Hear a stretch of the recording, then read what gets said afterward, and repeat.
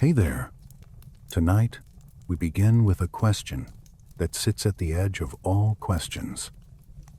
What secret did Ra hide before the first dawn? Because before Egypt had kings, before the Nile carried its slow green promise through the black soil, before temples lifted stone toward the sun, there was only darkness, only water, only a silence so complete that even direction had not yet been imagined.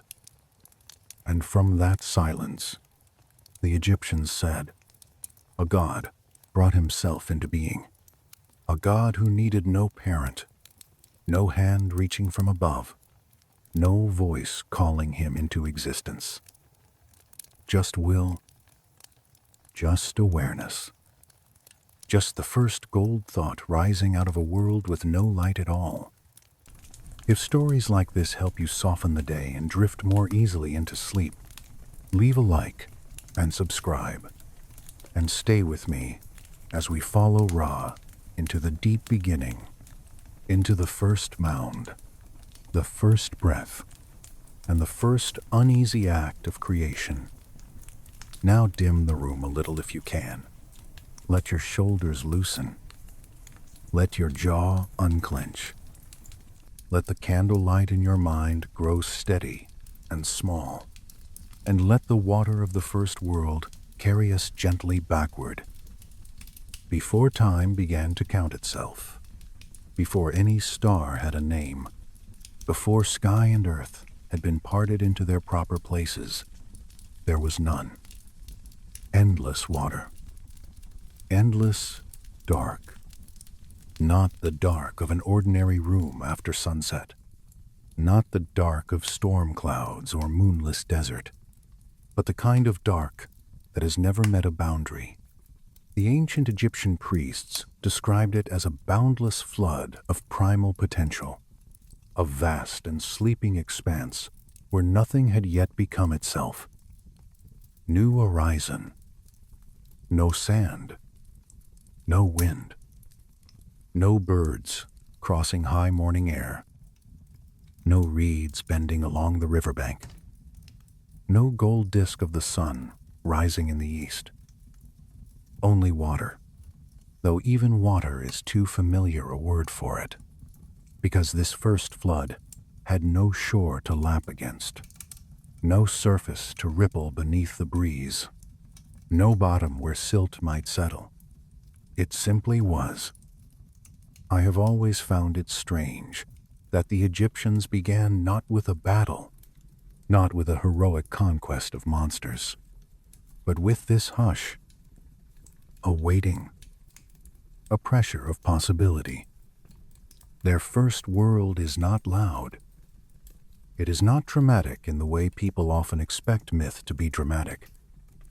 It is patient, almost calm. And because of that, I think it is more unsettling.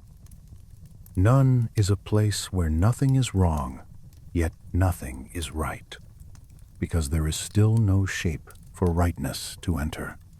Then, somewhere inside that immeasurable dark, awareness stirred.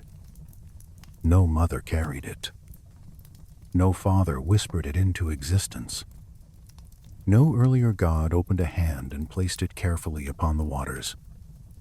It came from itself. This matters deeply in Egyptian theology. Ra was not made. He was self-made. He rose through an act of pure divine intention, a consciousness so powerful that it refused to remain dissolved in formlessness. The priests of Heliopolis, the city most devoted to the sun, guarded this idea with particular devotion. In their telling, Ra emerged not as one more being among many, but as the first truly directed force in existence, the will that could impose order upon the softness of chaos. And so the waters that had no center suddenly gained one. From the dark flood of none, a mound began to rise. Slowly, in my mind, always slowly, not with a violent burst, not with thunder or shattering noise, but with the grave inevitability of something that had always been waiting to happen.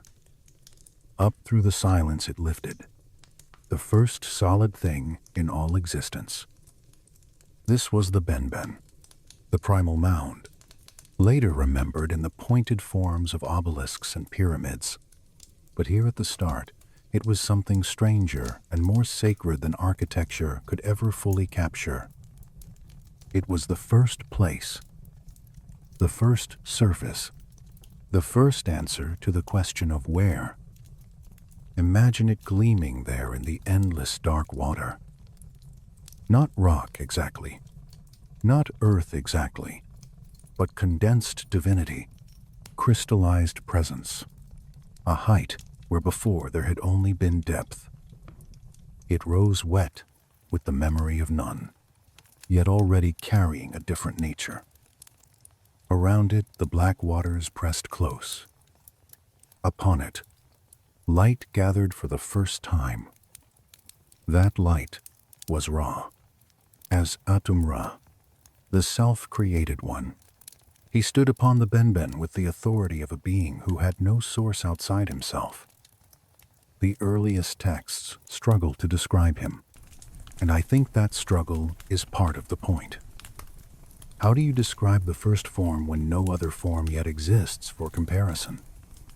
Some traditions picture him as a radiant man. Some keep him more abstract, more total, a divine presence capable of becoming any shape needed. In this first moment, he is singular and complete, alone yet full of future multiplicity. His body does not merely shine. It generates the very principle of shining. Gold becomes meaningful because of him. Warmth becomes possible because of him. Illumination enters the universe not as a tool, but as a force. If you were standing there with me in imagination, on the edge of that first mound, I think what would strike you most is not his brightness alone. It would be the feeling of direction. Before Ra, all potential drifted. With Ra, intention enters the cosmos. Light now has somewhere to go. Creation has someone to begin it. And then comes one of the most intimate and deeply foreign moments in ancient religion. A moment that later cultures often softened, avoided, or wrapped in embarrassment. The Egyptians did not. Alone in existence, with no divine partner beside him, Ra brought forth creation from himself. Some versions say he used his own hand and released his life force into the void. Some say he spat out his children. The methods differ, but the meaning remains steady. He required no outside assistance, no consort, no borrowed power. The first act of generation in the Egyptian cosmos is an act of self-sufficiency. Modern ears often hesitate here. I understand that. But in the Egyptian imagination, this was not improper. It was sacred. The Creator God had to contain within himself everything necessary for beginnings. And so from his own divine essence came the first pair of opposites that would make a livable cosmos possible. First came Shu. Shu is air, but that word can sound too thin. He is atmosphere, distance, room to breathe. The principle that allows one thing to stand apart from another. In temple carvings, he appears as a tall figure, elegant rather than heavy, with the kind of strength that does not shout about itself. I like to imagine him stepping from the light of his father with long limbs and a pale blue-gray skin that seems to remember the color of dawn before dawn has ever truly happened. His hair moves like wind already in motion.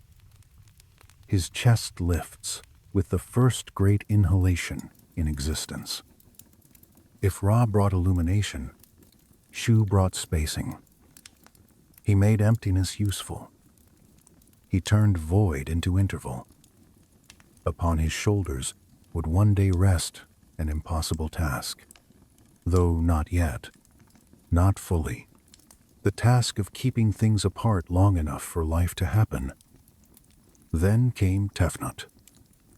Moisture. Yes. But more than moisture. She is dew before sunrise, mist above river water, the softness that prevents existence from becoming dry and brittle. Some traditions call her the lioness, goddess of moisture and ordered force, and I have always loved that combination. Tenderness and severity, nourishment and sharpness. In my mind, she emerges from Ra with a glow of gold and amber, lioness-eyed, wrapped in tiny droplets that tremble around her body like the first promise of rain. Her breath is humid. Her skin seems touched by a living sheen, where Shu offers the space in which life might happen. Tefnut offers the condition by which it can endure.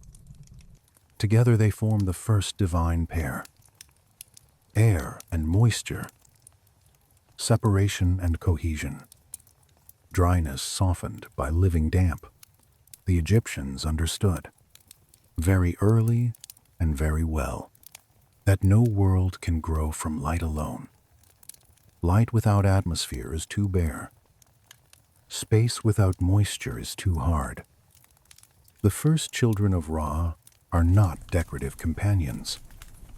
They are the basic terms of survival. There is a softness I want to linger in here. Picture Ra on the Benben, no longer alone. Around him, the dark water of none is still vast, still heavy, still close. But now, something has changed forever. Shu moves, and the first currents stir. Tefnut breathes, and the first coolness gathers. Ra looks upon them, and creation is no longer a solitary thought. It is becoming a family. The Egyptian priests sometimes preserved alternate details of how Shu and Tefnut came into being. A sacred emission. A holy spitting forth. A word or breath empowered by will. Honestly, I do not think the difference matters as much as later readers often suppose. What matters is that Ra transforms his own substance into the first companions of order. He turns unity into duality without losing his own completeness. That pattern will define so much of Egyptian theology. One becomes many. The many remain tied to the one. Creation is expansion without severance. As the first god and first king, Ra also changes in another way, almost immediately. The texts begin folding into him a cycle that will later define the whole day. Morning, becoming. Midday, splendor. Evening, completion. Khepri, Ra. Atum, the scarab, the blazing ruler, the elder of sunset. Even here, at the dawn of all things, change is already written into his identity. The Egyptians understood that a living cosmos cannot be static. It must turn, age, renew, and return. Khepri belongs to that first freshness, the sacred beetle pushing the sun as the beetle pushes its burden across the ground. It is an image that can seem humble until you sit with it long enough. The smallest motions echo the largest. The lowly creature becomes a model for cosmic labor. The day must be rolled into being. Light must be pushed. Becoming is work. Ra at noon is another matter. full sovereignty, full power. No softness left unburned by brilliance. This is the form that later mortals cannot look upon directly. Golden, upright, enthroned in his own heat, the solar disk upon his head, the light so intense that the world below lives because of it and trembles because of it. Adam at evening closes the sequence. The elder form, not weak, but fulfilled. Wisdom after radiance. Completion without extinction. Sunset in Egypt must have felt like this. I think. The sky turning old gold and red copper. The day not dying so much as ripening into another state. Even in these early moments, before earth and sky are fully arranged, before gods are many, before mortals exist, Ra is already teaching the first lesson of Egyptian time. Endings are not failures. Endings are preparations. Every completion carries the seed of return. But for creation to deepen, Shu and Tefnut must do more than stand beside their father. They must continue the pattern. Air must meet moisture. Breath must touch wetness. And from that union, the next great layer of existence will rise. Not merely conditions, but bodies. Not merely principles, but the actual fabric of world, earth below, the sky above. For now, though, I want to let the first family remain in stillness for one last breath. Ra upon the shining mound. Shu tall and watchful beside him. Tefnut lioness calm, wrapped in brightness and cool damp. Around them all, none waits in silence, no longer unchallenged. The dark has not vanished, but it has been answered. And that answer is enough to begin everything. In the next part, Ra's children will bring forth Geb and Nut. The earth and sky will fall into a love so overwhelming it nearly crushes the world before it can begin. And creation will discover that even divine tenderness sometimes has to be torn apart in order for life to breathe. The first family of creation did not remain still for long.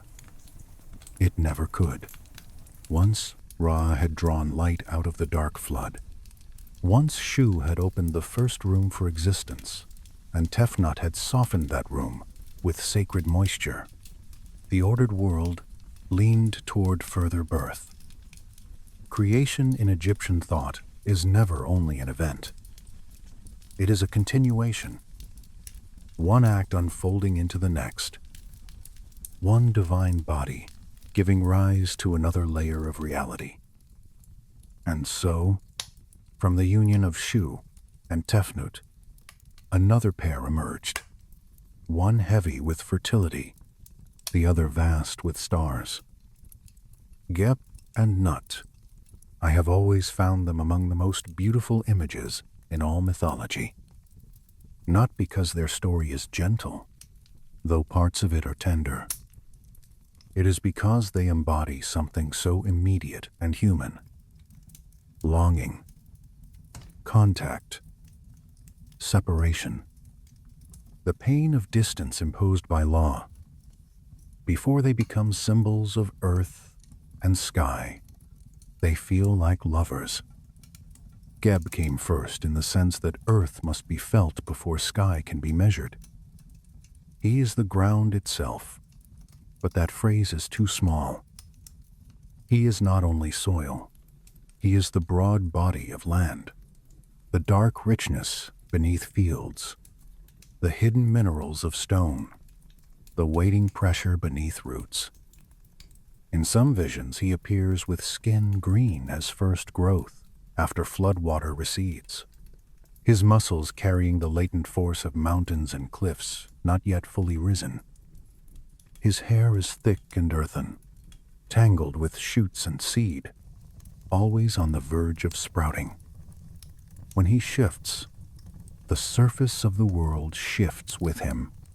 When he laughs, the vibration rolls like buried thunder.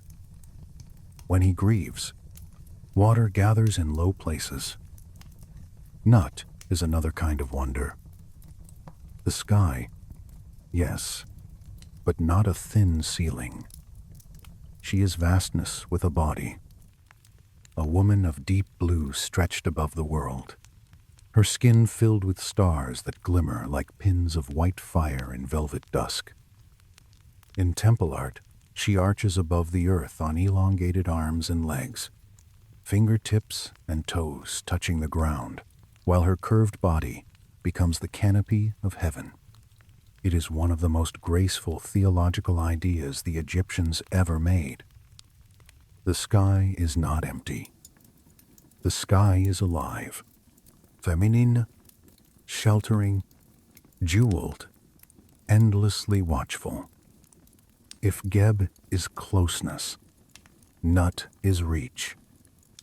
When these two came into being, they loved each other with a force that did not know moderation. That matters. Their union was not merely symbolic, not simply a convenient explanation for why earth and sky belong together. In the myth, it is passionate, consuming, absolute.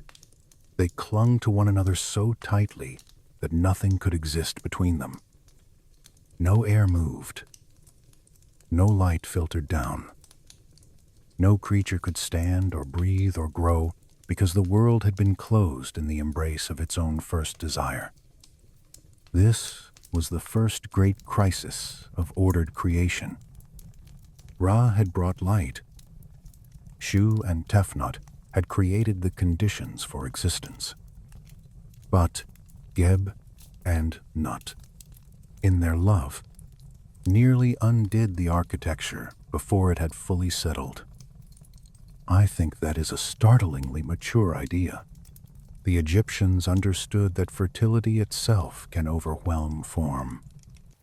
That union without boundary can become suffocation. That closeness, however sacred, can prevent the very life it wishes to protect. Imagine it. The earth and sky pressed flush together. New horizon. No distance for birds. No room for sunlight to travel. No weather. No movement of breath between above and below. Nut bent down over Geb. Geb pressing upward into Nut, their bodies sealed with the tenderness of beings who cannot bear separation and do not yet understand that separation is exactly what creation requires. Ra saw what was happening and understood the danger at once. If they remained joined, all would collapse inward. The careful differentiation he had begun to establish would fail. The cosmos would slide backward, not all the way into none, perhaps, but toward its old undivided state, a place where nothing distinct could live. So he turned to Shu, the one whose essence was spacing, interval, the invisible but necessary distance between things. And he gave a terrible command. Shu must force his children apart. You know that feeling when a story becomes sad, not because anyone is wicked, but because reality demands something the heart cannot bear. This is one of those moments. Shu does not step between them out of cruelty. He does it because he must. Air itself must enter where passion has sealed the world closed. So he sets his feet against Geb, plants his strength into the still forming earth, and lifts. I like to picture that moment slowly, because it deserves slowness. Shu's long arms slide upward beneath Nut's body. His muscles tighten not like those of a brute, but like ropes drawn under impossible strain. Tefnut watches. the moisture around her trembling, knowing that this separation is necessary and yet not painless. Ra remains above and beyond, radiant and stern, carrying the full burden of cosmic intention. And between them all, Geb and Nut resist. Not in anger at first, in refusal, in Asia, in the helpless instinct of lovers who cannot understand why order should ask for distance. Geb reaches upward. Nut curves downward. Their voices, if we let ourselves hear them, would not sound like argument. They would sound like grief arriving before there is language for grief. But Shu is air, and air cannot fail. With a strength that must last forever, he drives himself between them and lifts Nut higher, higher, higher, until at last a space opens. A true space. The first great interior of the world. Room enough for light to pass. Room enough for air to circulate.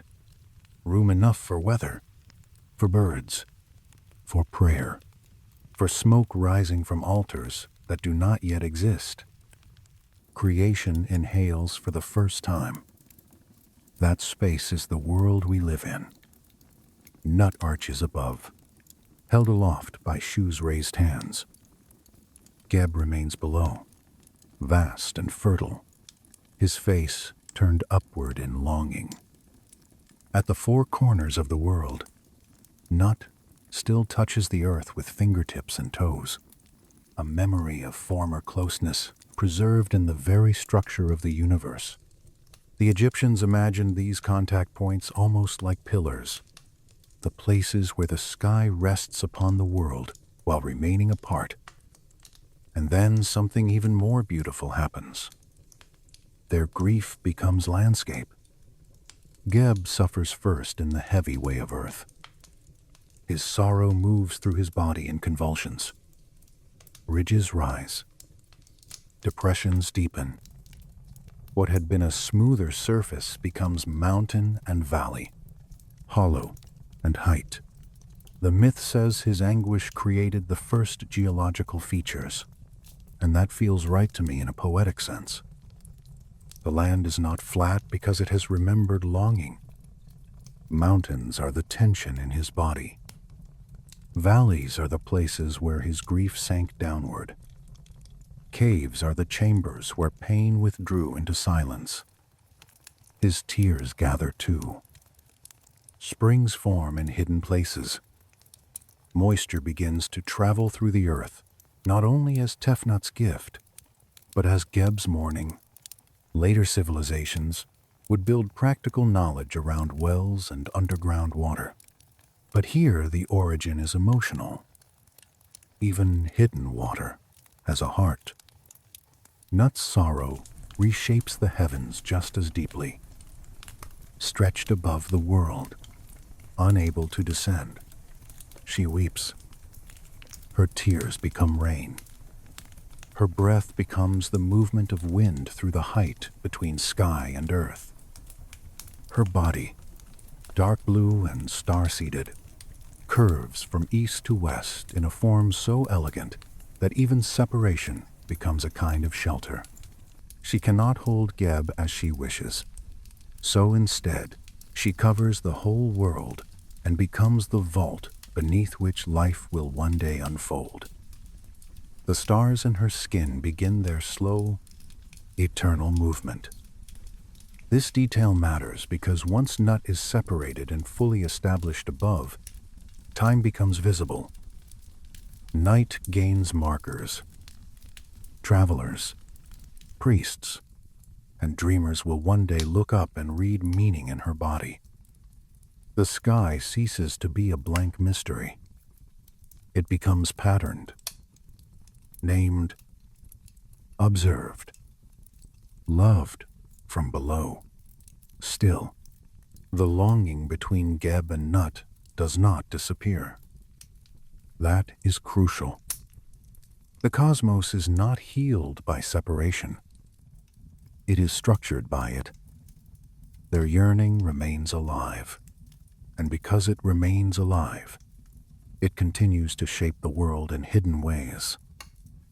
Some versions of the myth say that when Shu grows weary, when his vigilance softens even for a moment, Geb and Nut steal secret contact. Brief touches, hidden unions, glances turned into conception.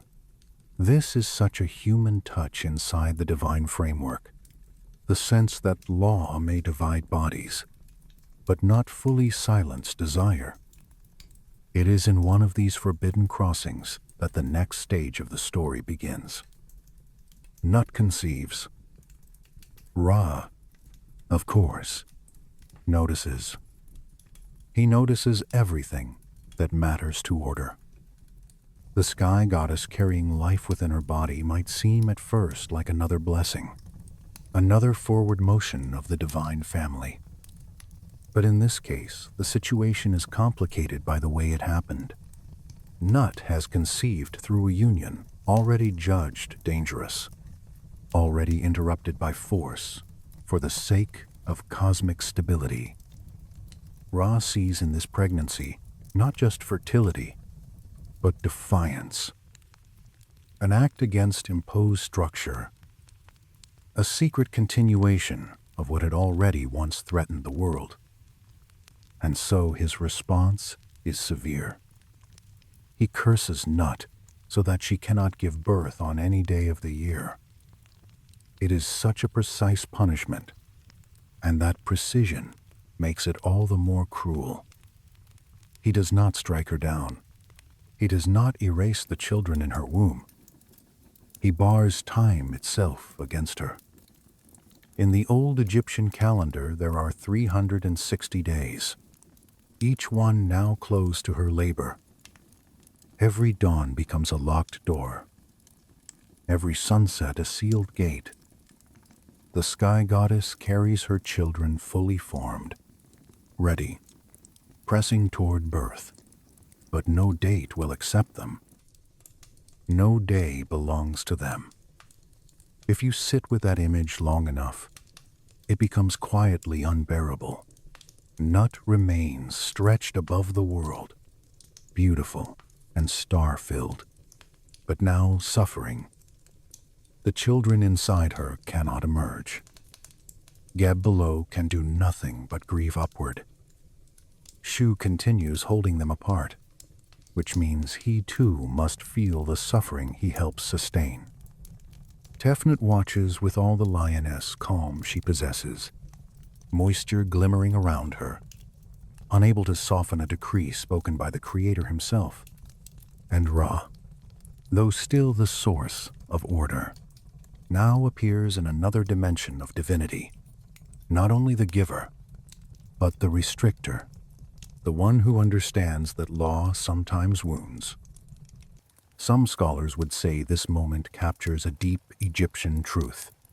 That order is never merely comfort.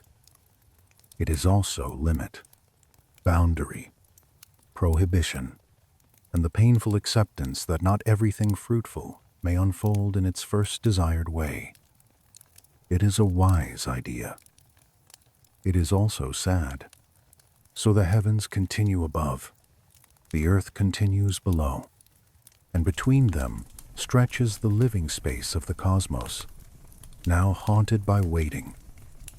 Nut carries her hidden children across day after day, night after night, while the regular year turns and offers her no release. Time itself has become hostile ground. And this is where another kind of intelligence prepares to enter the story. Not the raw generative force of Ra, not the structural strength of Shu, not the fertility of Geb and Nut, but cleverness, observation, the mind that notices loopholes where others see only walls. Thoth is watching. He has not acted yet, not fully. But already the shape of his intervention is gathering in silence. Because curses that bind the calendar can sometimes be answered not by breaking the law, but by changing the measure of time itself. And when we continue, the moon, a board game, 5 hidden days, and the birth of the next great gods will open out of this suspended grief, like light slipping through a seam in the heavens. Nut had become a sky of waiting, stretched above the world by Shu's unrelenting strength, jeweled with stars, curved from east to west in a beauty that should have felt serene. She now carried within her body a hidden heaviness that no dawn could ease. Ra's curse had sealed every day of the year against her labor. 360 doors, all closed. 360 mornings in which the children within her moved and grew and pressed toward birth, only to be denied by the law that governed time itself. I have always found this part of the story especially haunting, not because it is loud, but because it is so controlled. Ra does not destroy Nut. He does not strike the unborn children from existence. He does something colder. He arranges time against her. He makes the year itself into a wall. And because the Egyptians understood time as sacred structure, not merely passing hours, the curse feels immense. It reaches into the sky. It wraps around every date. It settles into the rhythm of existence and says, "Not now. Not now.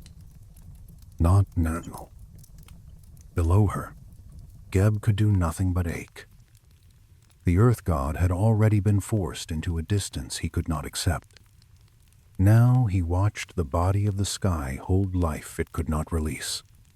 I like to imagine the nights during this long, suspended pregnancy. The air newly made by Shu drifting gently between earth and heaven. Tefnut's moisture gathering on stone and early soil. Ra passing in his divine course, never fully inattentive, never fully softened. And in the long middle silence, Geb looking upward, while Nut's star-filled body trembled with the weight of unborn gods. His grief shaped the land further. A valley deepened here. A ridge lifted there. A hidden spring gathered in darkness. The world was still young enough for feeling to become geography, and sorrow had not yet learned to keep itself contained. Nut's own pain moved through the sky in subtler ways. At times her stars seemed sharper, almost fever bright. At times her tears fell in fine rain, too light to seem like storm, yet full of the private distress of a mother who could not bring her children into the open air. That is why the one who finally moved against it was not the strongest, and not the most openly defiant. It was Thoth. Thoth is one of those gods whose power arrives quietly, and then, once you notice it, seems to extend everywhere. He is wisdom, writing, measurement, reckoning, the soft precision of an intelligent mind that studies boundaries not in order to obey them blindly, but in order to discover where they may bend. In art he is often shown with the head of an ibis, elegant, attentive, slightly withdrawn from the heat of other divine passions.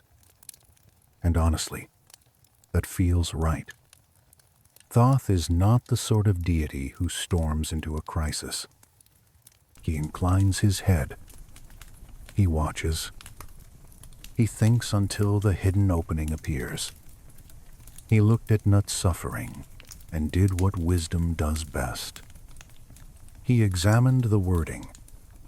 Ra had said that Nut could not give birth on any day of the year. The curse was exact, powerful, yes, but exact. And exactness is both the strength and weakness of law. If every day of the year was forbidden, then perhaps the answer was not to break the curse, but to create days that were not part of that year at all. Of course, new days could not simply be imagined and made real without cost. Time, in Egyptian thought, was bound to celestial powers. It had keepers. It had rhythms. It had owners. In a sense, Thoth understood that if additional days were to exist, they must be won from someone whose own radiance marked time in the heavens. And so his attention turned toward Khonsu, the moon god. Khonsu carries a different light from Ra, not blazing, not sovereign in the same public way. His brightness is cooler, more silver, more private. Where the sun seems to proclaim, the moon seems to watch. Khonsu's light counts passing nights, touches temple roofs, glides over river water, and softens the edges of stone. In some tellings, he is youthful, in some more solemn, often wrapped in the formal associations of lunar divinity and sacred timing. He is exactly the sort of god from whom measured portions of light, and therefore measured portions of time, might be won. Thoth approached him with a proposal that must have seemed harmless at first. A game, not a battle, not an argument before the divine court, not a plea for mercy on Nut's behalf. A game of Senate, the old Egyptian board game of passage, movement, fortune, and calculation. It is the sort of detail I love in these myths. The fate of the divine family, the shape of the year, the opening through which 5 great gods will enter existence, all resting not on thunder or blood, but on carved squares, moving pieces, and the intelligence of a player who sees farther than his opponent. Picture the scene slowly, because it deserves slowness. A chamber of stillness beneath a silver glow. The Senate board laid between them, polished dark wood, its grid measured with care, each square carrying significance beyond the simple appearance of play. The game pieces arranged in order, the casting sticks ready in patient hands. Khonsu calm in his lunar confidence, Thoth composed, ibis profile lowered slightly, as though he were merely interested in an elegant contest to fill the quiet hours. The wager, however, was no trivial matter. They would not play for gold, or land, or decorative offerings. They would play for light, fractions of lunar radiance, portions of time itself. Each loss would cost Khonsu a little of his brightness, a little measured share that Thoth, if successful, could gather and reshape. Khonsu agreed. The contest stretched on, throw after throw, move after move. Small sounds in the hush, the touch of wood against wood, the dry whisper of pieces crossing squares. Khonsu relying on instinct, on rhythm, on the natural confidence of one who knows his own place in the ordered night. Thoth measuring outcomes, tracking possibilities, quietly shaping advantage from what seemed to others like simple fortune. I imagine long pauses between turns. Moonlight resting on the board. The faintest draft moving through the chamber. The sense that even the silence was listening. This was not an ordinary game. time was being negotiated. Law was being approached from its side rather than its face. Every captured piece, every favorable cast, every error of assumption mattered. And slowly, very slowly, Thoth began to win. Not enough at first for Khonsu to feel alarm, only enough to notice a slight thinning in his own glow. The moon, which should have seemed full in confidence, grew subtly dimmer. Silver softened toward a paler hue. His face, though still composed, must have changed by degrees as he recognized that the stakes were becoming real. But by then the logic of the game had tightened around him. Thoth had already carried too much of the board into his own control. By the final stage, the outcome was irreversible. When the last movement had been made and the accounting completed, Thoth had won exactly enough of Khonsu's light to create 5 additional days. Not 4, not 6, 5. The precision is part of the power of the story. It feels measured, almost satisfying in its inevitability. Those portions of lunar radiance did not simply vanish from Khonsu. They became time, a small annex fastened to the year, a hidden chamber at the edge of the calendar. 5 days existing outside the original 360, and therefore beyond the reach of Ra's curse. This, the Egyptians said, is why the moon is not as brilliant as the sun. A portion of its light was once lost in a game. A fraction of silver given over to the work of divine cunning and maternal release. Nut felt the change at once. After so long stretched in pain, after so many sealed mornings and denied nights, she now entered a pocket of time where the curse no longer held. At last, the pressure in her body could move toward release. At last, the children within her could come into the air between sky and earth, into the world that had waited so long for them. And so, on the first of the epigomenal days, Osiris was born. The eldest arrived with a calm unlike anything that had yet entered the divine household. If Seth would later seem like storm and edge, if Isis would later seem like deep intention and magical grace, Osiris came first as composure. In many tellings, his skin carries the green of fertile growth, not the wild green of uncontrolled thicket, but the measured green of life that returns after floodwater, life that knows both death and renewal.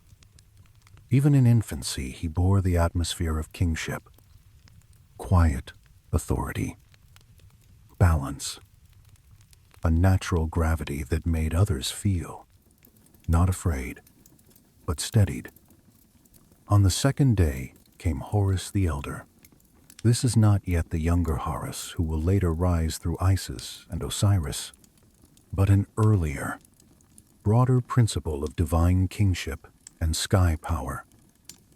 Hawk-eyed, horizon-minded, radiant with the force of sovereignty as a cosmic idea. If Osiris felt like order settling into fertile land, Horus the Elder felt like rule, looking out from above. The clear, far sight of a being meant to watch, to judge, to hold dominion through vision and height. On the third day, Seth entered the world in a mood entirely his own. Even now, before his later acts make him infamous, the myth marks him as different from the first breath. Strange-headed, fierce, difficult to categorize, carrying with him the dry wildness of desert margins and the danger of untamed force. Some beings seem born into harmony. Seth seems born into friction. His arrival must have altered the atmosphere of the divine family at once, not because he was evil from the instant of birth, But because he carried excess, heat, disruption, appetite for challenge, every pantheon needs a boundary tester. In Egypt, that role has Seth's sharp silhouette from very early on.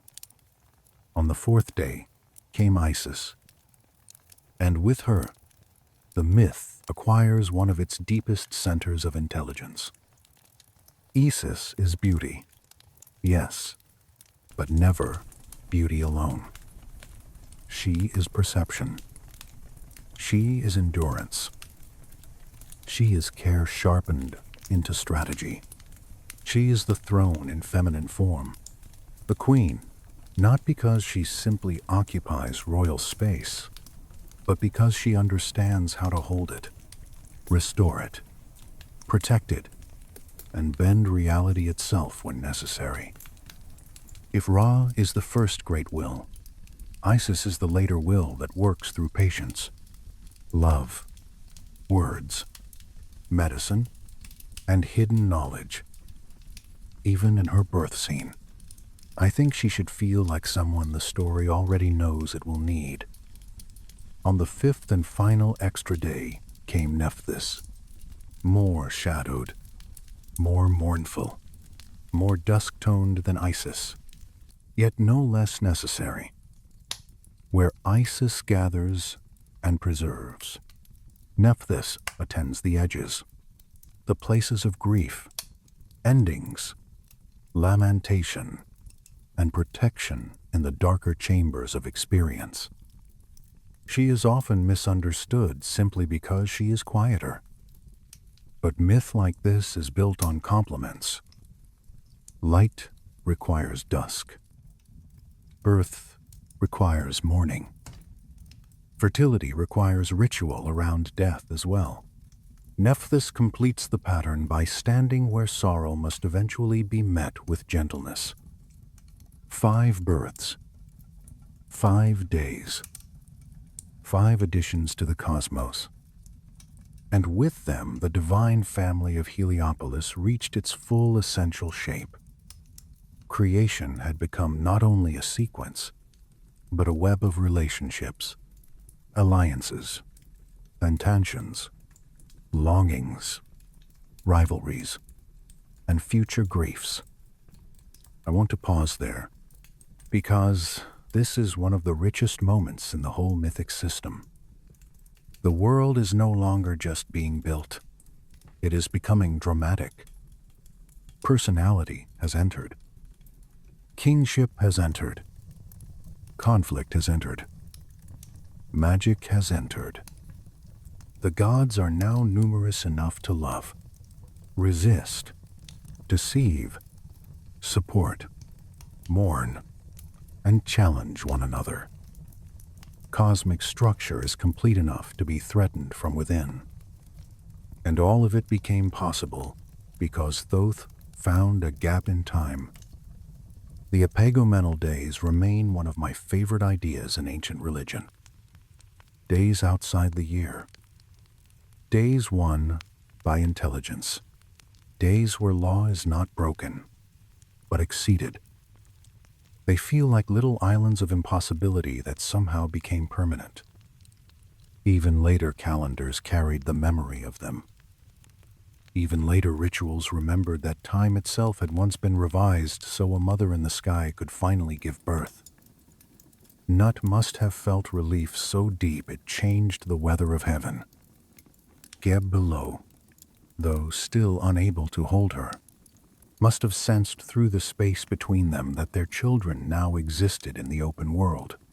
Shu, still forced into his role of eternal separator, now held apart, not only grieving lovers, but the mother and father of a divine generation whose future would shape gods, kings, death, and resurrection for all the ages to come. Ra, of course, remained above it all as the source and judge of the whole order. Yet even he now stood in a changed cosmos.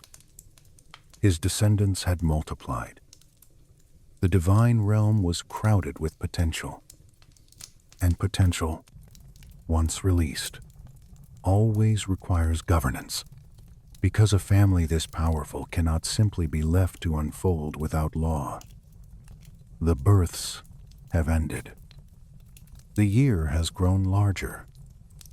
The heavens have exhaled. But the true work of rule, order, court, judgment, sovereignty, and cosmic administration is only beginning. In the next part, Ra will cease to be merely the first creator standing on the Benben and becomes something else entirely, the king of a populated universe, enthroned in solar authority, setting Ma'at into motion and beginning the great daily journey that keeps creation from falling back into darkness. With the births of Nut's children, the universe became crowded enough to require more than creation. It now required rule. That is an important turning point in the story of Ra, and I think it is easy to miss if we move too quickly. Bringing beings into existence is one kind of power. Governing those beings once they carry their own desires, rivalries, tendernesses, ambitions, and capacities for disorder is another kind entirely. Ra had already made light. He had already drawn form out of chaos, space out of compression, moisture out of dryness, earth and sky out of undivided existence. But now the divine world itself needed arrangement. There were too many powerful wills moving through creation for the cosmos to remain stable by origin alone. So Ra became not just creator, but sovereign. This is where the Egyptian imagination becomes especially grand. Ra does not rule from some vague heaven of soft clouds and distant abstraction. He rules with structure, with court, with law, with visible, daily majesty. The universe under Ra is not merely illuminated, it is administered. At the heart of that administration stands Ma'at. The word is often translated as order, truth, balance, justice, rightness, and all of those are useful, though none is complete on its own. Ma'at is the condition in which everything stays properly aligned with divine intention. The stars remain in their courses. The river rises when it should. Words speak truth instead of deception. The strong do not devour the weak without limit. Kings rule with legitimacy rather than whim. The dead are judged by something firmer than mood. Honestly, it is one of the most beautiful ideas in ancient religion, this sense that reality itself has a moral geometry. Ra did not simply announce Ma'at as an abstract principle. He enthroned it. He built his reign around it. He made it the pulse behind the visible movement of the world. So his palace rises, not of ordinary stone, though later earthly kings will imitate it in limestone, granite, gold, and polished cedar. Ra's palace is a solar architecture, a structure of concentrated brilliance made from crystallized light. Terrace upon terrace lifting in the eastern horizon, not blinding in a crude way, but radiant with the precision of a divine mind, making space for rank, ritual, and judgment. Every surface reflects purpose. Every angle seems aligned to some celestial proportion. This is not a home in the mortal sense. It is a center of operations for the world itself. The throne at its heart deserves its own hush. Carved, the texts say, from a meteoric or primordial substance of immense sanctity, its back rising in the shape of the Benben itself.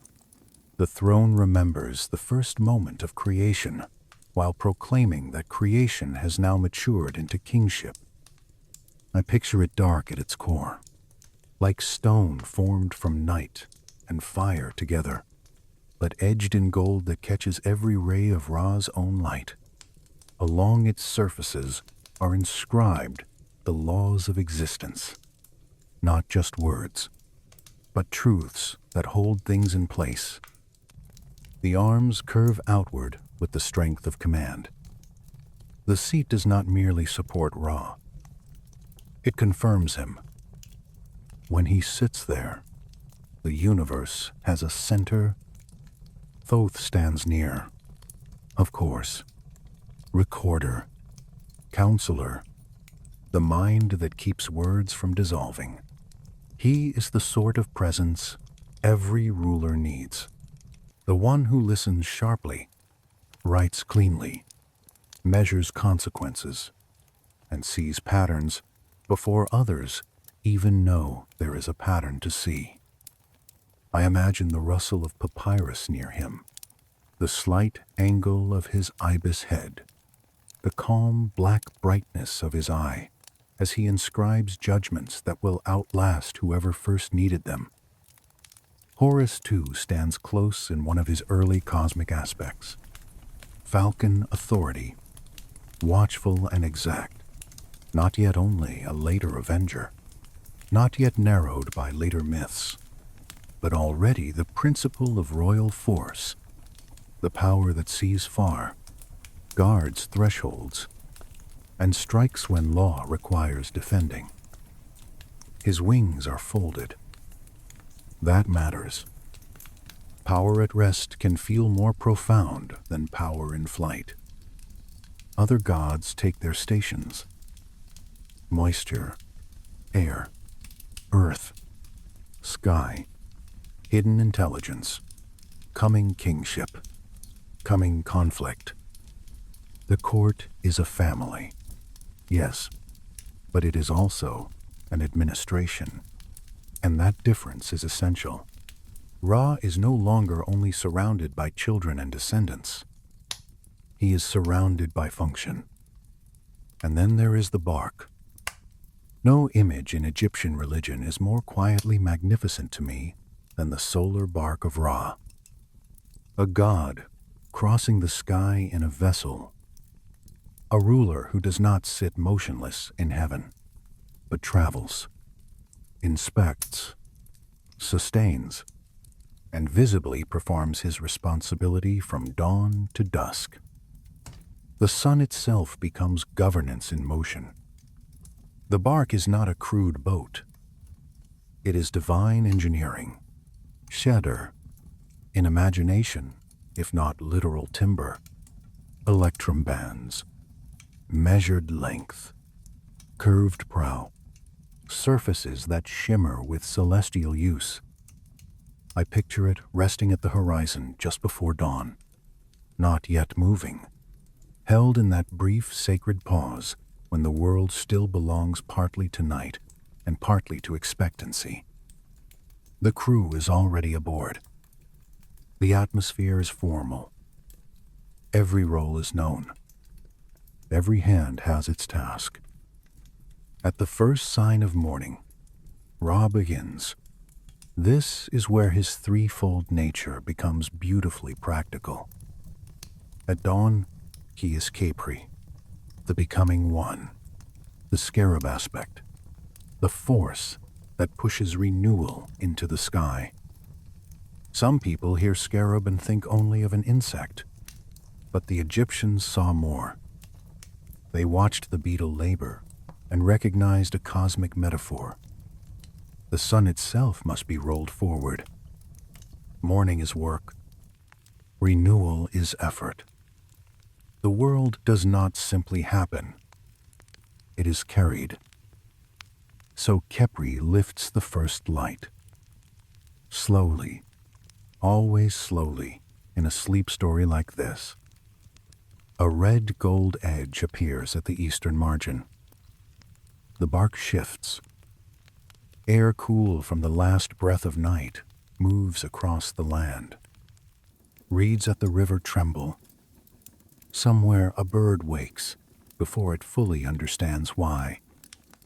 The solar disk rises, and with it rises not only light, but permission for all living things to begin again. As the bark climbs, Ra transforms toward his noon sovereignty.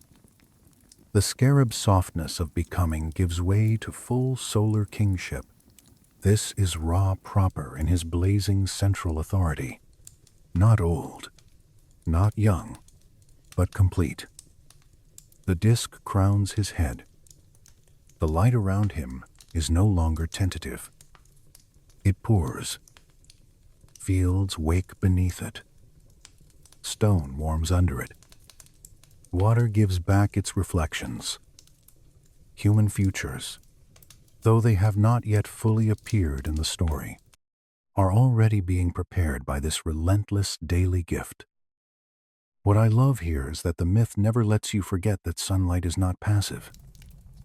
It is decision. It is kingship expressed as nourishment. It is rule made warm. The bark must have felt, if one can speak that way, like a moving palace. Ra enthroned aboard it. Thoth reading the route of the heavens. Horus watching ahead. Protective gods stationed at their places. The whole vessel gliding not through empty blue, but through a divinely charged atmosphere in which each region of Earth receives its proper measure of radiance at its proper time. At the zenith of day, the world enters a kind of held breath. Ra is strongest there. The texts suggest an intensity almost too much for mortals. I imagine noon in ancient Egypt with this myth in the background, and it makes perfect sense. The air stilling slightly, heat pressing downward, shadow withdrawing under objects, all things briefly stripped of softness. At noon, Ra is not simply seen. He is endured, revered, accepted as necessary even when overwhelming. Then the light begins to lean westward. At evening, he becomes Atum, elder completion, fullness after labor. It is one of the most beautiful transformations in the whole cycle because it refuses the idea that ending means diminishment. Atum is aged. Yes, but in the dignified way of something completed rather than exhausted. A long beard touched by silver. Eyes full of what the day has witnessed.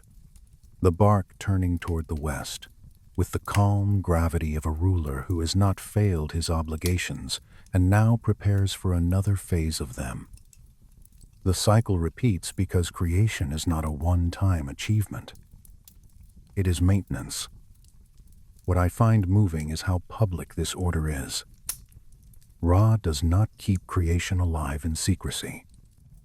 He lets the world witness its renewal. Every sunrise is administration made beautiful. Every westward lean of light is a reminder that power must travel. Observe, nourish, and then descend toward mystery without ever abandoning responsibility. And while all this daily motion unfolds, another remarkable act enters the story. Humanity. The Egyptians said that human beings came from the tears of Ra. Not tears of sorrow exactly, though later sorrow will also shape the world. These were tears of joy, of fullness, of divine feeling stirred by the beauty and complexity of what had been made. I have always found that image astonishingly gentle. Not forged from clay in a workshop, not hacked from earth and violence, not shaped as servants through contempt, but falling from the eye of a God who looks at the world and feels enough to weep. Where those tears strike the earth, humans rise.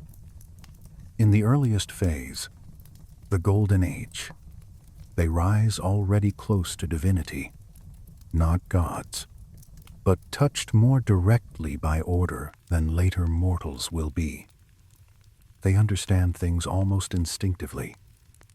They live in harmony with the natural world. Their relation to Ra is not yet marked by fear and distance, but by nearness, instruction, reverence. The god walks among them at times, dims his radiance enough for them to bear it, teaches them agriculture, governance, craft, and the first shapes of civilization. This is the Golden Age in its first fragrance. Gods and mortals not yet wholly separated. Temples simple, sincere, aligned to gratitude rather than fear. Ritual still close to conversation. The first sanctuaries rise in this atmosphere. Not immense stone complexes yet, but beginnings. Places oriented toward light. Measured according to patterns the divine has already revealed in sky and season. The Egyptians never thought architecture was separate from theology. A temple is a statement about how order should inhabit space. Even an embryo. That conviction is already here. What I find moving is how public this order is. Ra does not keep creation alive in secrecy. He lets the world witness its renewal. Every sunrise is administration made beautiful. Every westward lean of light is a reminder that power must travel, observe, nourish, and then descend toward mystery without ever abandoning responsibility. Yet beneath all this order, one mystery remains untouched, and it will matter greatly later. Ra's deepest power does not lie only in his light, his throne, his bark, or even his creative primacy. It lies in something more hidden, more concentrated, more dangerous to know. His secret name. The Egyptians believed names carried essence. Not labels only, but core being. The public names of a god revealed roles, forms, manifestation. But the truest hidden name contained power at its root. To know a being's secret name was to approach the center of what made them effective. Ra guards that center carefully. Even those closest to him sense that his authority comes from more than visible majesty. There is something sealed within him, a deeper syllabic core, one that holds the concentrated force of his self-creation. The other gods can feel this, even if they do not possess it. Thoth, with his intelligence, surely suspects the shape of the truth. Isis, not yet moving against it, but already the sort who would understand its value, exists within the story's future, like a held note waiting to be sounded. For now, though, the name remains hidden, and the world continues under the beauty of Ra's visible rule. And because the bark returns each day, the people below learn a deep lesson without needing it explained. Stability is not stillness. Stability is recurrence. The fields are safe because the sun rises again. The law is trustworthy because the God who upholds it does not forget to come back. What a world it must have seemed. Dawn bark rising, noon law blazing, evening wisdom descending. The tears of a god becoming human life. Temples slowly taking shape. The Nile already carrying hints of destiny between dark soil and reflective sky. And over it all, the conviction that order is not accidental, that every day is the result of divine labor performed again from the beginning.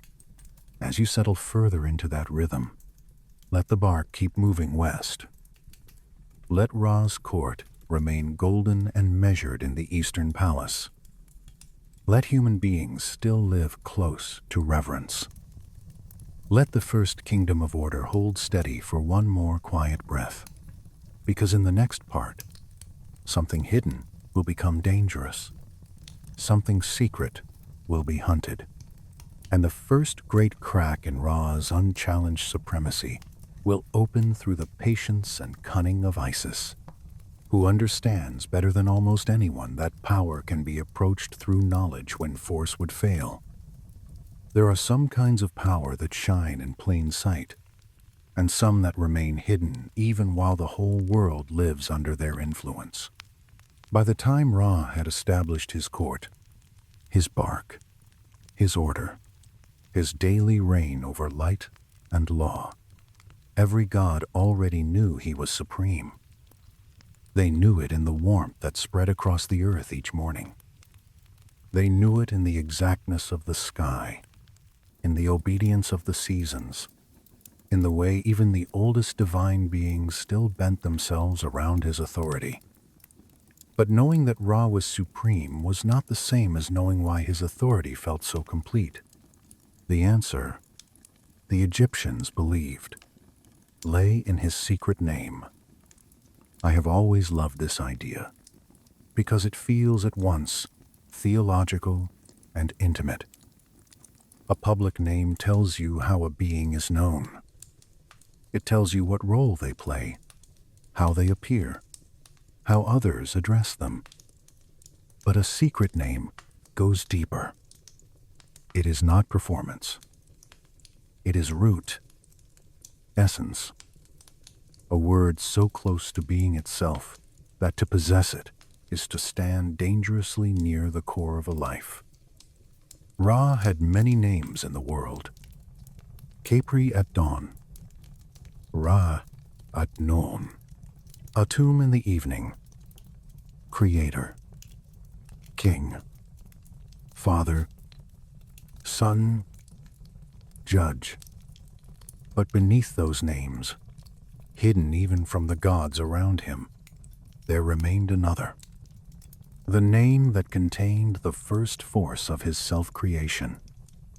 The name that had stirred in the waters of none before any temple, any child, any horizon, any birdsong, any riverbank, any crown, any law. He guarded that name carefully, and rightly so. Egyptian thought did not treat language as decoration. Words were active. Names were power. To know the innermost name of a god was not merely to possess a fact. It was to touch command, to approach influence, to move nearer to the secret engine by which divine authority turned. That is why Ra, even while seated in visible majesty on his throne of solar stone, even while crossing the heavens in public brilliance, remained inwardly veiled. His deepest force did not blaze outward with the noon sun. It pulsed inwardly, close, guarded, quiet. Most of the gods accepted this. Thoth, with all his wisdom, surely understood the danger of pressing too closely against such a mystery. Horus, stern and watchful, served power more readily than he dissected it. Even those who sensed the hidden source of Ra's extraordinary authority tended to leave it undisturbed. But Isis was not like the others. Isis understood that knowledge itself could become a scepter. That is one reason she is such a powerful figure in these myths. She does not rush forward with blunt force. She does not rely on noise. She watches. She learns. She waits with the patience of someone who knows that timing is often stronger than strength. Some gods rule by radiance, some by rank. Isis rules when she must, by comprehension. She notices the weak seam in an unbroken wall. She listens to the exact wording of a law and hears where it might open. If Ra is the great solar will that makes existence possible, Isis is one of the great inward minds that learns how power is held, how it is transmitted, how it can be approached through craft instead of assault. Honestly, I think that is why this episode remains so gripping. It is not simply a contest between gods. It is a contest between types of power. Visible power, ancient, enthroned, unquestioned, and hidden power, gathering itself in silence, moving through observation, language, and nerve. The opportunity came during one of Ra's earthly walks. In the Golden Age, before the full separation between gods and mortals had hardened into ritual distance, Ra still descended at times to move among human settlements. He dimmed his radiance enough that mortal eyes could bear him. He walked along paths between irrigated fields and early temple courts. He spoke to priests, farmers, builders, and rulers in tones warm enough to instruct without destroying. Wherever he went, things seemed to align themselves.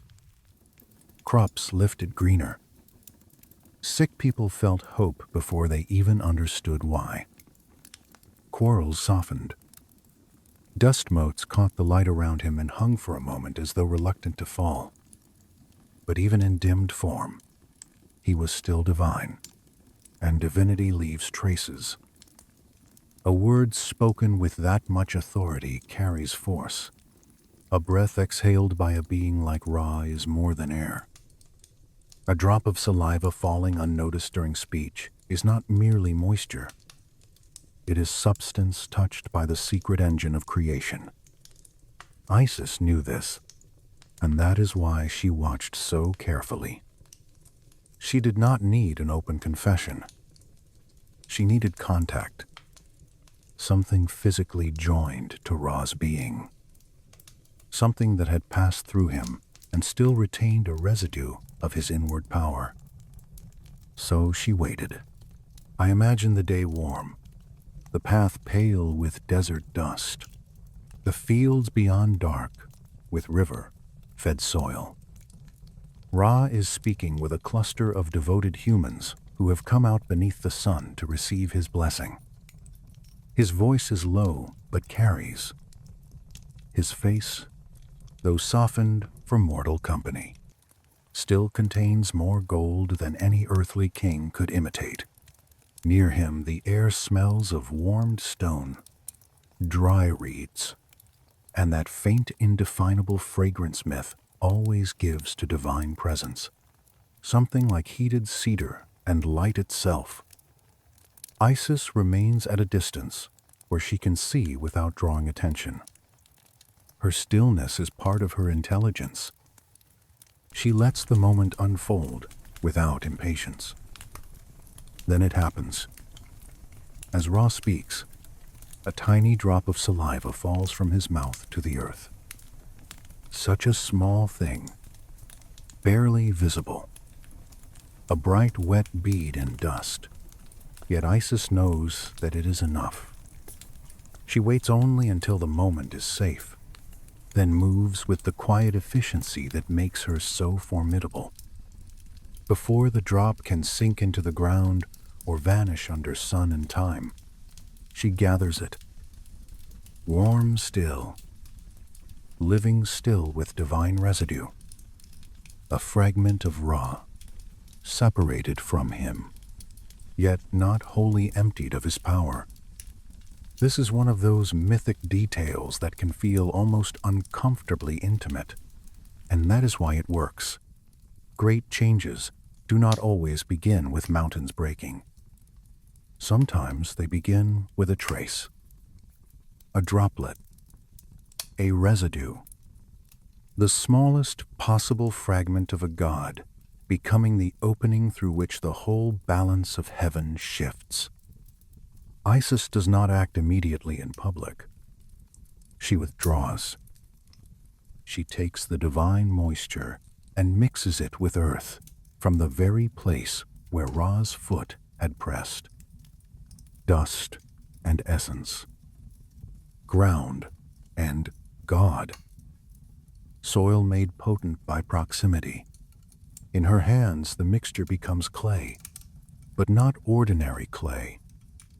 I picture it dark and warm, changing color in the light. Gold, one moment. River, brown, the next.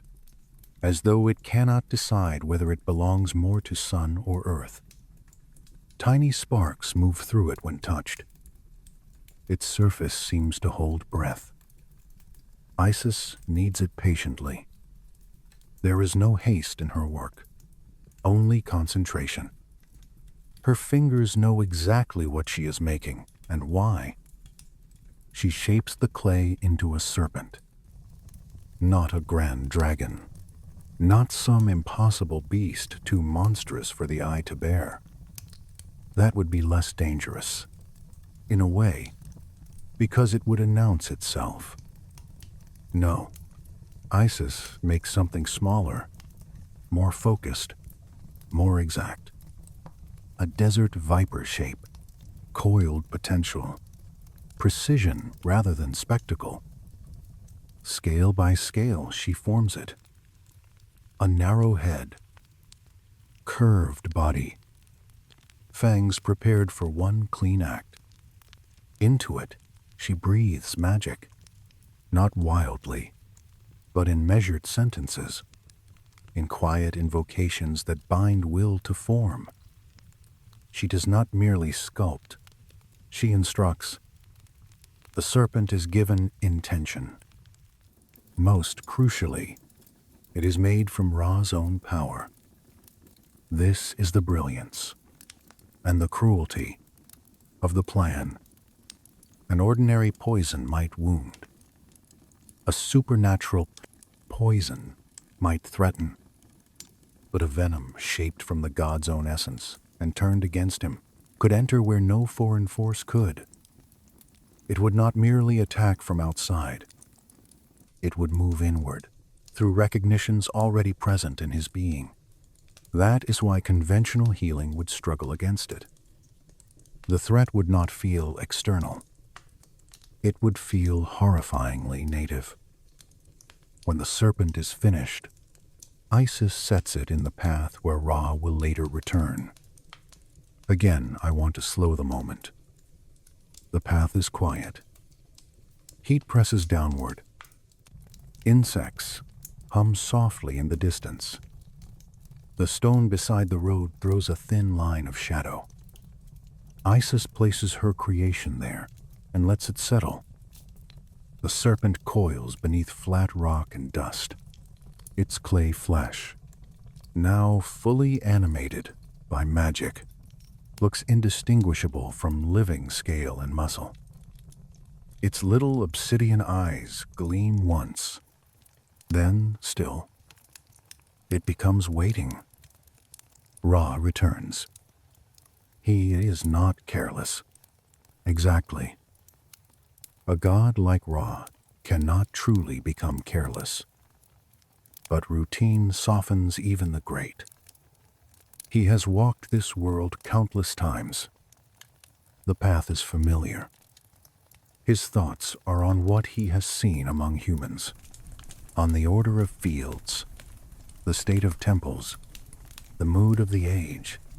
The trap lies in ordinary ground, and ordinary ground is what even gods sometimes cease to study closely. His foot passes within range. The serpent strikes. Quick, nearly soundless. A flash from shadow. Fangs against divine flesh. Venom entering the ankle of the sun god. And at once the whole atmosphere of the story changes. Ra cries out.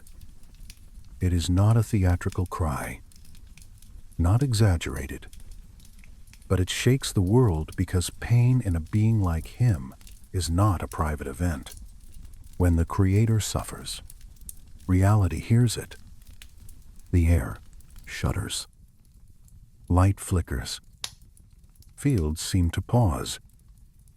Somewhere on the Nile, the water must have caught a strange color for a breath, and then another. The poison moves with terrifying speed, not because it is merely potent, but because it is recognized. It spreads through Ra's form the way heat spreads through metal, already attuned to flame. He staggers. And now something astonishing happens. The one who has sustained order begins to lose control over it. His skin changes. The golden stability of his radiance pales, then sickens toward a strange hue. His breath grows uneven. The very sun falters in the sky. Not extinguished, but shaken, dimming, surging, trembling. The Nile's current wavers. Heat comes in wrong pulses. The world feels the first taste of what it would mean for Ra not to hold himself together. Plants seem uncertain whether to lift or close. Animals turn restless. The structure of the day loosens around the edges. The gods are summoned. They come quickly because they understand the stakes.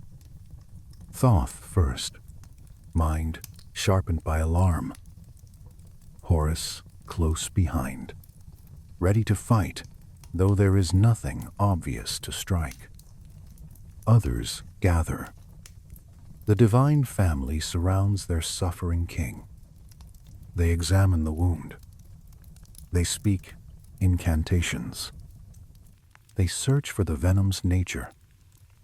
But the poison defeats their knowledge. That is its terrible elegance. It is too intimate for ordinary cure.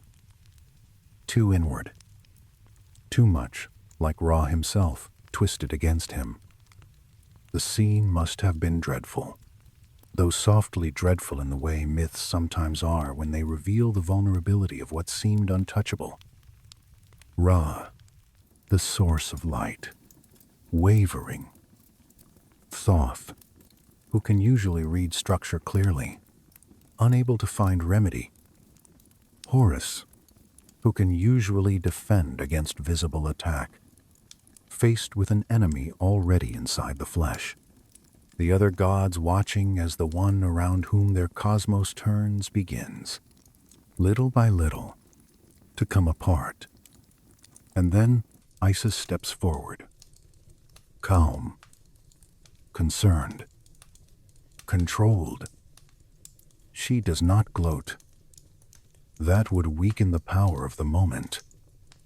She arrives as healer, or seems to. Her voice carries the right measure of urgency and devotion.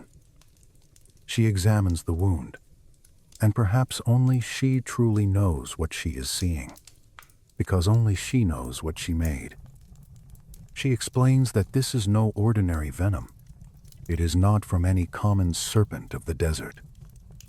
It is magic of a rare and terrible kind, and it strikes not merely the body, but the deepest foundation of the being it enters. She says she may be able to heal him. May. Not will. Not immediately. Even here she works with care. To heal a poison that attacks a being at his root, she says, the healer must know that root, must understand the innermost essence under assault, must have access to the true force that sustains the victim's life. The logic is impeccable. To cure what reaches the secret center, she must know the secret center. Ra understands the implication instantly. His secret name. He resists. Even in agony, even while the world trembles with his instability. He clings to the hidden syllables that have protected his supreme authority since the beginning.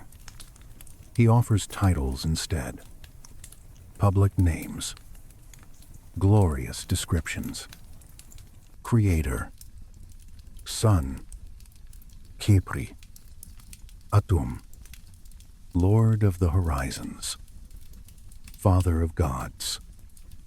All true, and all insufficient. Isis listens and does not move. She tells him, gently, that these are the names by which the world knows him, but not the name within his bones. Not the name the venom seeks. Not the name that must be spoken if healing is to reach deep enough. The pain worsens. This is where the scene becomes almost unbearably intimate. Ra is not merely deciding whether to trust Isis. He is deciding whether to surrender the most private concentration of divine being in order to survive. If he does not, the poison may continue until the world itself begins to unmake around him. If he does, he saves existence, but loses an exclusivity that can never be restored. At last he agrees. The other gods withdraw or are made to turn away. The exchange of such knowledge cannot happen in the hearing of all. This is between the suffering king and the goddess who has brought him to the edge of need. I imagine the world around them held in unnatural dusk. The bark of the day stalled, the fields silent, the divine company tense and still at a distance. Isis leaning close, Ra gathering what strength remains, the air itself listening. Then he speaks the name. The texts do not preserve it in ordinary form because that is part of the point. It exceeds simple speech. It is more force than word, more essence than title. But in the myth, once spoken, it passes into Isis, settles there. A weight, a key, a fire of comprehension. She now knows what no other god had known, the innermost wren of Ra, the sealed pulse of his identity. Immediately she uses it. This too is important. She does not simply take. She acts. With that knowledge she forms the cure. Her hands move with exact assurance. Her voice changes. The healing formula now carries authority equal to the poison because it speaks from the same depth. She commands the venom to leave. She names the power it has wounded. She calls it out by the source that birthed it, the serpent force, unable to resist knowledge of the root from which it sprang.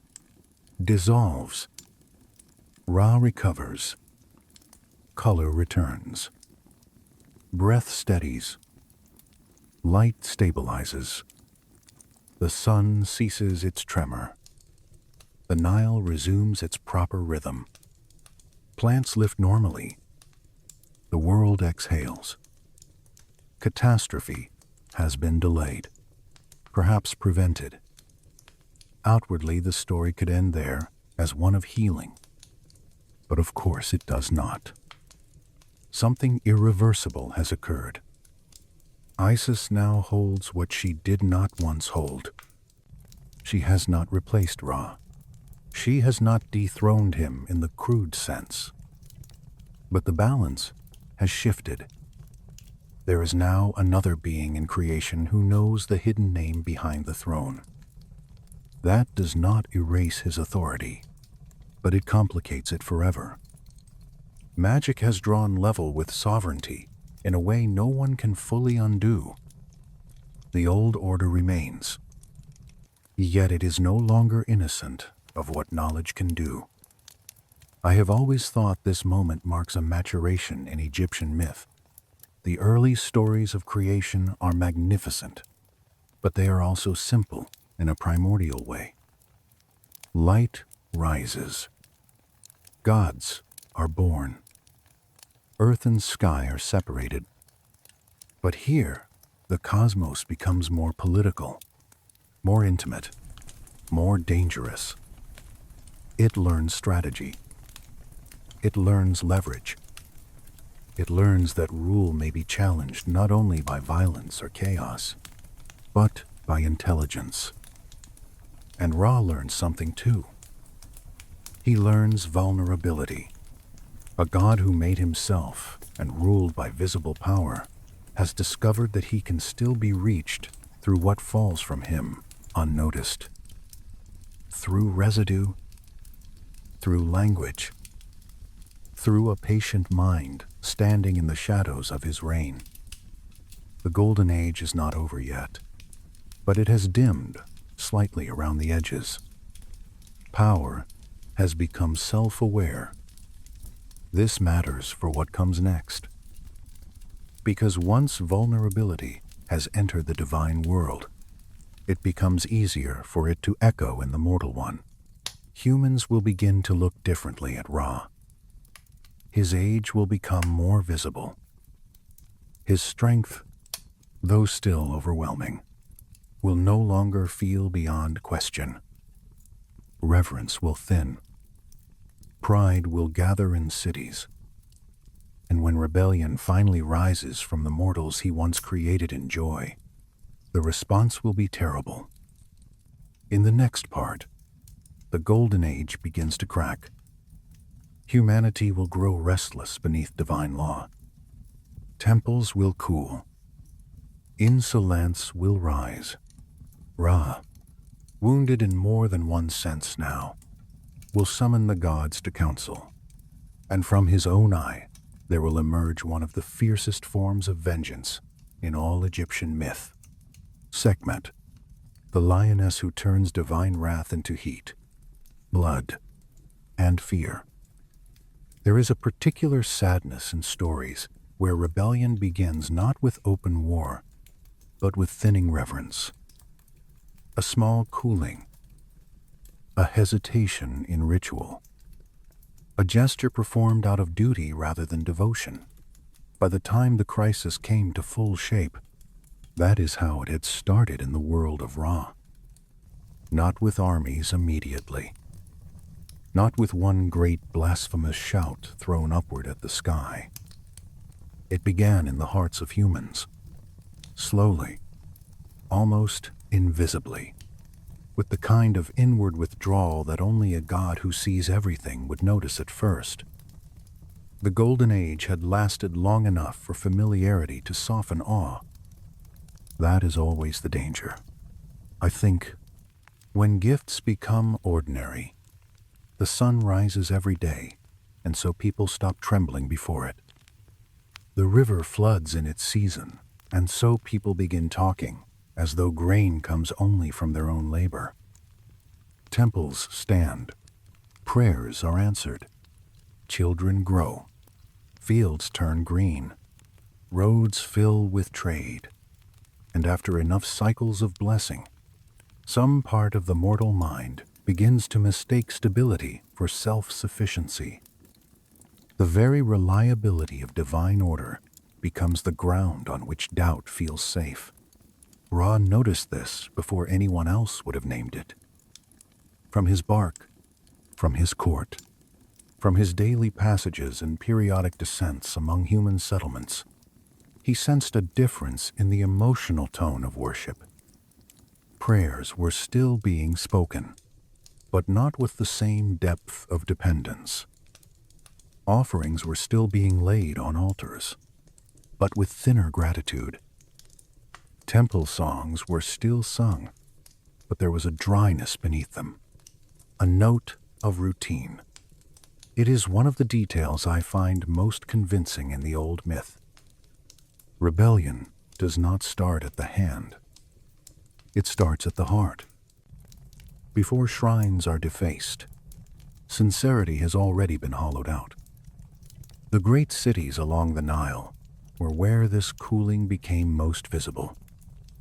Memphis, bright and ordered, with its processional ways and priestly compounds, had once seemed a place where divine and human purpose ran nearly as one.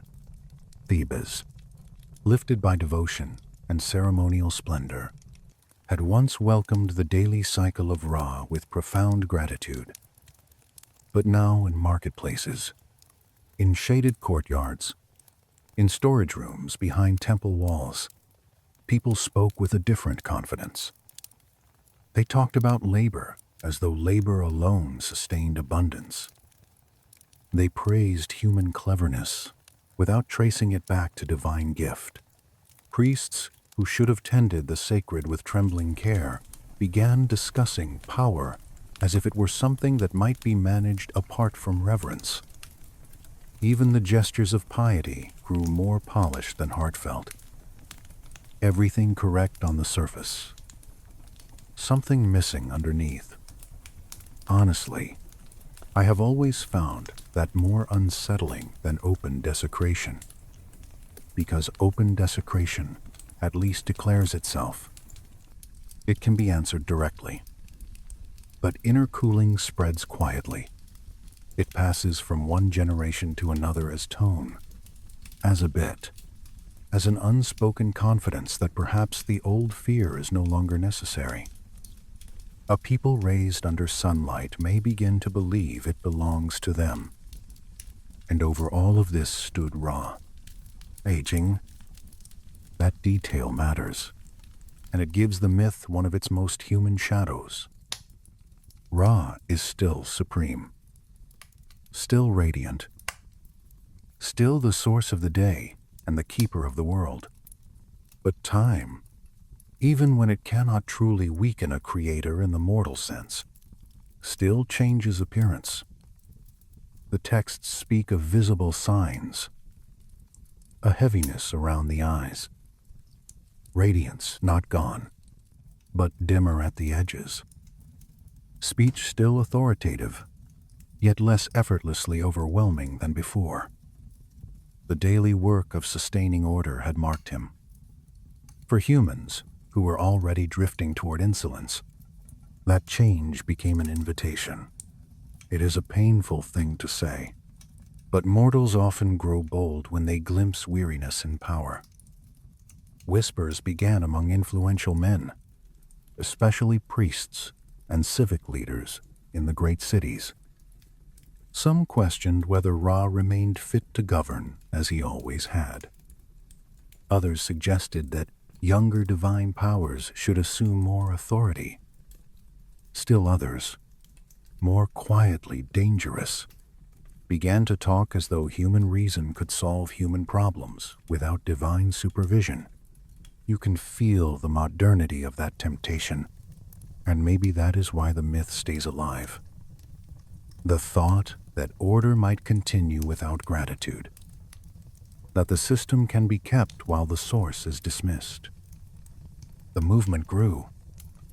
It did not yet have a single banner, but it had alignment. Priests in Memphis, scholars in temple schools, merchants irritated by divine obligations, local power holders chafing under the idea that their authority was derivative rather than original. All of them began leaning in the same direction. They obeyed outwardly. Then they obeyed with commentary. Then with complaint. Then with argument. Human speech, once tuned toward praise, thickened with judgment. Ra watched all of it with rising pain and anger. I think pain must come before anger here. He had made humanity from joy. They were not strangers to him. They were not clay animals made for service only. They came from his own tears, which means that their rebellion is not merely political. It is filial, a turning away by beings who carry something of his own emotional substance in them. No wonder his response later grows so terrible. Betrayal always burns hotter when love made the bond in the first place. The signs escalated. Temple inscriptions were neglected. Ritual boats, once polished for festival processions, were left to dull and crack. Offerings arrived late, or in smaller measure. Public festivals still occurred, but their joy had a performative edge, as though the people were keeping the shape of piety while quietly emptying it of surrender. Then came open speech. Men in halls saying that human hands built canals, not gods. That scribes preserved order, not divine law. That kings ruled because armies and grain made them able to rule.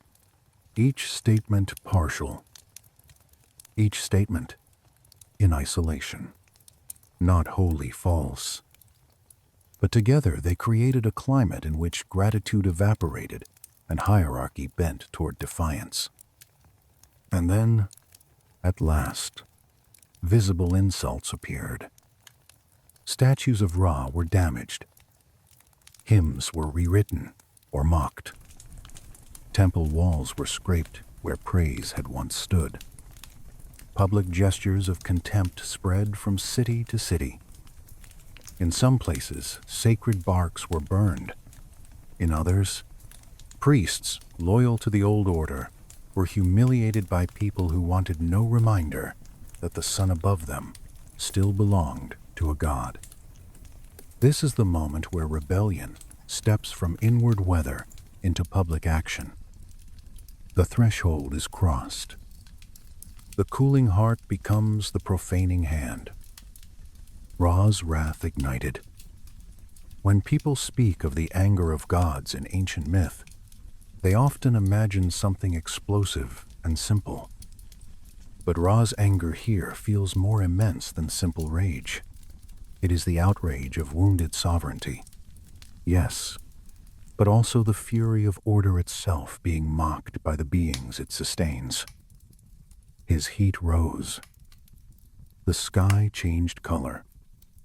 The atmosphere above Egypt took on strange burning shades. Daylight itself felt sharper, harsher, less merciful. The land began to feel his emotion physically. Water levels wavered. Crops suffered in patches. The world could not remain steady while the one who steadied it burned inwardly with injured authority. Yet even then, he did not act at once. He called a council. This matters because it shows that Ra, despite his anger, still governs through form. He gathers the gods in his celestial court. The palace of crystallized sunlight, which had held order so long, now glows with unrest. Surfaces pulse in hot gold and deep red. The air itself feels tense. The assembled gods take their places not in easy ceremonial rank, but in the charged awareness that something irreversible may soon be decided. Thoth speaks first, or near first, because wisdom nearly always tries to arrive before violence. He counsels restraint. Human rebellion, he suggests, may be born more from immaturity and confusion than from full corruption. The mortals test boundaries. They do not yet understand what they threaten. Perhaps education, renewed ritual, a measured correction could restore reverence without devastating the world that still depends on fragile mortal lives. Horus, warrior and guardian, thinks differently. His instinct is for decisive force, not uncontrolled slaughter, but a targeted crushing of leadership. Remove the heads of rebellion, the inciters, the temple defilers, the arrogant speakers in public halls, and perhaps the wider population will remember fear before greater damage is done. His solution is sharp, military, efficient. Geb and Nut, for all their own long sorrow, plead in quieter terms for mercy. They know the mortal world more intimately than some of the others do. Humans live upon Geb's body and beneath Nut's arch. Their ignorance is painful, yes, but perhaps also pitiable. They are children who have mistaken gift for possession. Education, passions, renewed signs from the divine. Perhaps these might still work. Isis, now carrying the dangerous weight of Ra's secret name within her knowledge, sees the matter with more complexity. She knows rebellion cannot be ignored. She also knows violence once unleashed becomes difficult to recall. Her counsel is not softness exactly, but nuance. A response is necessary. The question is whether it can still be shaped in a way that preserves future devotion instead of breeding only terror. Then there is Seth. Seth, unsurprisingly, finds in all this an argument for severity. He has little patience for mortal insolence. Conflict is native to him. He sees disorder and wishes to strike it hard enough that memory itself will shake. His counsel runs toward extremity, and though Ra does not simply obey Seth, the red-edged force in that advice finds resonance with the rage already building in the King of the Gods. After hearing them all, Ra chooses a path that is more terrible than Thoth feared, more expansive than Horus proposed, and darker than Geb and Nut had begged him to avoid. He will send his eye. The eye of Ra is not merely vision. It is an active extension of his divine will, particularly his wrath, a force that can leave him, take form, and act independently while still carrying the terrible authority of its source. In this moment, that eye becomes Sekhmet. I need to slow here, because the transformation is one of the most fearsome in Egyptian myth. Ra removes or externalizes the eye of vengeance from himself. It leaves his being like a concentrated ember drawn from the center of the sun. At first it is pure force, a blazing unit of wrath, almost too bright to look at even in imagination. Then it begins to lengthen, reshape, take body. Gold fur appears, but not soft gold. Burning gold. Muscles gather under the skin. The head becomes that of a lioness, jaws strong, eyes amber and terrible, carrying the fire of the sun not as nourishment now, but as punishment. She stands taller than mortal people, not monstrously huge, but with the scale of something made to dominate any human space it enters. Her presence bends the atmosphere around her. Heat moves with her. Plants recoil before her. Even before she takes a step, fear has already gone ahead. Sekhmet is war. Vengeance. Divine correction, stripped of all sentiment. Ra gives the command. The rebels are to be punished. Those who have turned against divine order are to be cut down. The instruction, once voiced, leaves no easy room for appeal. Sekhmet receives it without hesitation. There is no moral uncertainty in her. She is not built for that. She is the edge of judgment. She descends. The first city to feel her is Memphis, in many tellings, which feels fitting. A place of priests and political confidence, of ordered streets. of men who thought they understood power enough to debate the relevance of the gods. Dawn arrives hot. Too hot. People notice the air before they see her. Birds vanish from the temple roofs. Dogs refuse certain streets. A strange metallic smell moves on the wind, mixed with stone heat and something older, almost like sunlight sharpened into a blade. Then Sekhmet enters the city. She does not rush wildly. That would be less frightening. She moves with purpose, with the unhurried inevitability of a predator that knows no prey can outrun the decision already made about it. Her paws, or feet in lioness human form depending on how one imagines her, touch the ground with dreadful certainty. Dust stirs around her. The gold of her body catches the light as though she carries noon inside her flesh. When she turns her head, her eyes fix on exactly the guilty. That is part of the horror. This is not random destruction. She knows. The first victims are leaders, priests who spoke contemptuously of Ra, officials who encouraged public scorn, men who used their influence to thin reverence in others.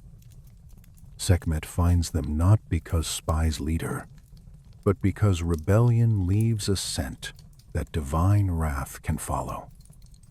Her attacks are swift. The myth is violent, but in this retelling I want to hold it at the edge of detail.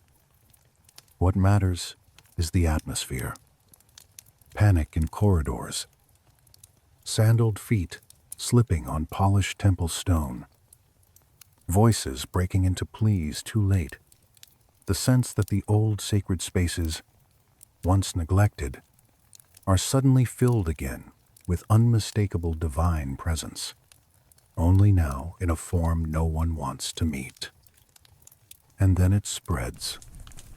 Sekhmet does not stop at a handful of ringleaders. Her definition of guilt widens with heat and bloodlust. Those who mocked, those who encouraged, those who repeated the contempt, those who stood by and enjoyed the desecration, those whose hearts had cooled enough that fear no longer protected them. The lioness goddess moves from quarter to quarter, from city to city, and the Nile Valley begins to shudder beneath the force of her campaign. This is where the myth darkens almost beyond what Ra himself had intended. Sekhmet enjoys the hunt. That is the crucial complication. Ra has sent vengeance, but vengeance in embodied form acquires momentum. Every act of punishment feeds the appetite for the next. The goddess grows more intoxicated by the work she has been given.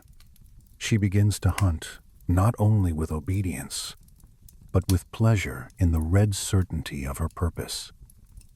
By midday, the streets run empty before her. By evening, whole districts hold their breath in silence. People hide in storerooms, behind courtyard walls, in reed marshes, in the shadow of broken statues. It does not matter. Sekhmet knows where fear gathers. The Nile itself seems altered by her passage. Its water takes on a terrible symbolic resemblance to blood in the retellings. And that image has endured for a reason.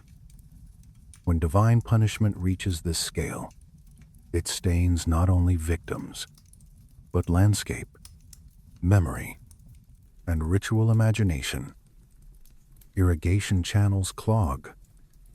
Temple courtyards fall silent. Markets do not open. Mothers hush children with hands trembling against their mouths. Egypt, once a place of ordered brightness, feels hunted. And still, Sekhmet continues. That is the real crisis now. The rebellion is no longer the only danger. divine punishment has become so intense that it threatens to overspill its original purpose. Ra sans justice. What he may now be watching unfold is annihilation. The line between correction and destruction, always thin in wrath, has nearly vanished. The other gods see this too. They had feared it. Thoth especially would have known from the first moment the eye left Ra that embodied fury is easier to unleash than to recall. Even Ra, seated still in sovereignty, yet burning with mixed rage and dawning alarm, must begin to see that the lioness will not stop merely because the lesson has been delivered. Once, blood and heat and hunt become one rhythm in her, she could go on until Egypt is emptied. That would mean the collapse of the very world Ra had sought to preserve. So the story now bends toward another kind of intervention. Not force against rebels this time, but cunning against vengeance. Sekhmet cannot be met head-on. She must be turned, tricked, pacified through a manipulation of appetite itself. The rescue of humanity, or what remains of it, will require an answer as subtle as Isis was with the serpent, and as measured as Thoth was at the Senate board. For now, though, let the dreadful noon of Sekhmet linger one moment longer. Let the lioness move through the heat with gold fury in her eyes. Let the doors stay barred.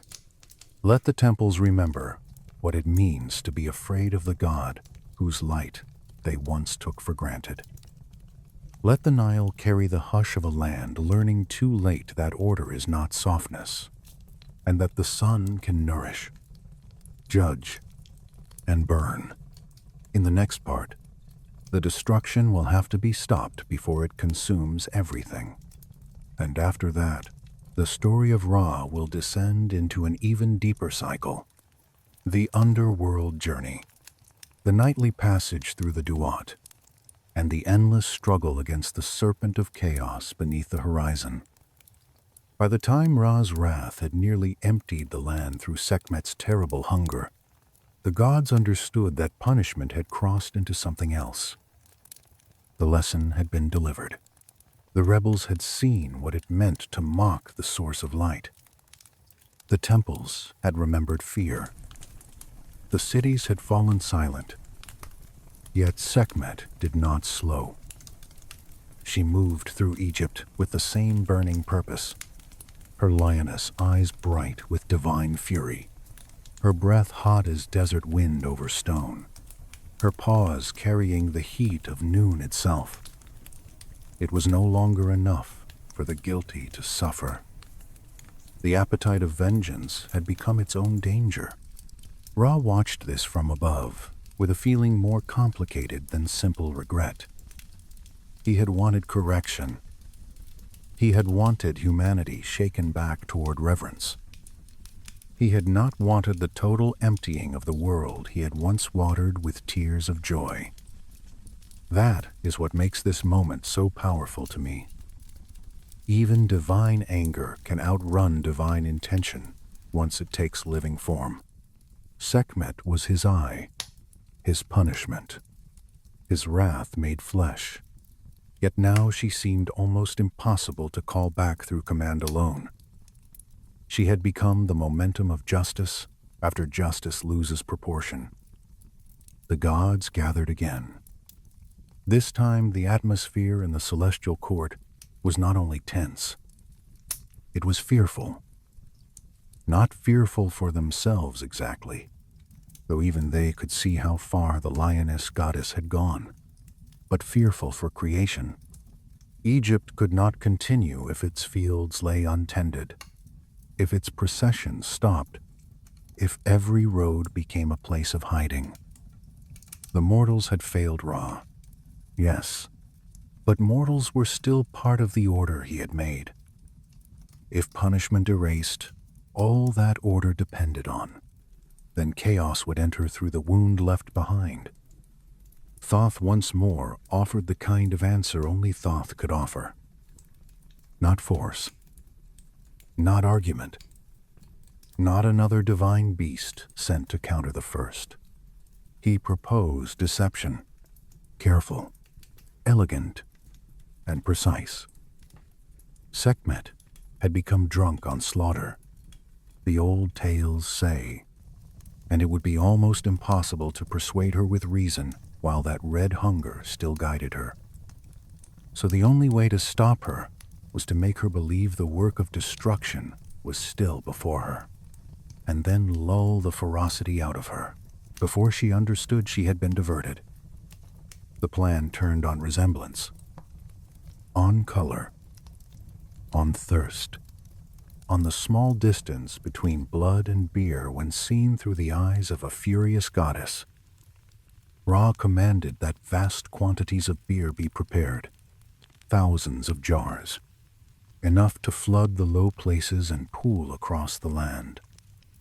But this was no ordinary drink for festival laughter or priestly offering.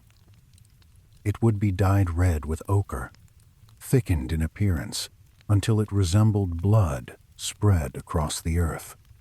Some traditions mention mandrake or other substances mixed into it, enough to deepen sleep and soften the mind. However one imagines the exact recipe, the intention was clear. Sekhmet must come upon a red flood and think it the continuation of her work. I like to picture the preparation itself in slow ceremonial detail. Temple workers hurrying in fearful obedience. Great clay jars being rolled across courtyards. Red pigment ground by hand into fine powder. Water fetched. Grain brewed. The smell of ferment rising into morning heat. Priests speaking under their breath, not daring to lift their voices too high. Servants pouring the darkened liquid into channels and hollows in the ground, where dawnlight would soon strike it and turn it into something almost indistinguishable from spilled blood. It is one of those scenes where practical labor and mythic urgency become inseparable. Human hands save the human race, but only because divine wisdom has told them how. When the land was ready, Sekhmet came. She arrived in the same heat that had marked her earlier passage, gold-bodied terrible against the pale earth, ears alert, shoulders rolling with predatory certainty. The red flood lay before her. It glistened. It held the color of violence. It looked like victory left open on the ground. She lowered her head to it, and in that moment, the whole fate of Egypt hung on a pause, on a breath, on the choice of a lioness goddess to drink. Then she drank, at first greedily, believing she was consuming the aftermath of her own vengeance. Then, more deeply, more heavily, jar after jar poured into the land, and Sekhmet lapped until the fury in her began to loosen. The red beer worked through her. The blood haze of wrath blurred. Her steps slowed. Her eyes changed. At last, the goddess who had hunted with divine certainty sank down and slept. It is such a strange and beautiful resolution. Not a duel. Not a greater violence. Sleep, the cooling of anger through intoxication. The saving of the world by making vengeance drowsy. When Sekhmet woke, the sharpness of her rage had passed. In some traditions, she softens toward Hathor, gentler goddess of joy and beauty, as if the same divine force that had once scorched the world now turned toward music, tenderness, and celebration. I love that possibility, that even wrath can be transformed, rather than merely silenced.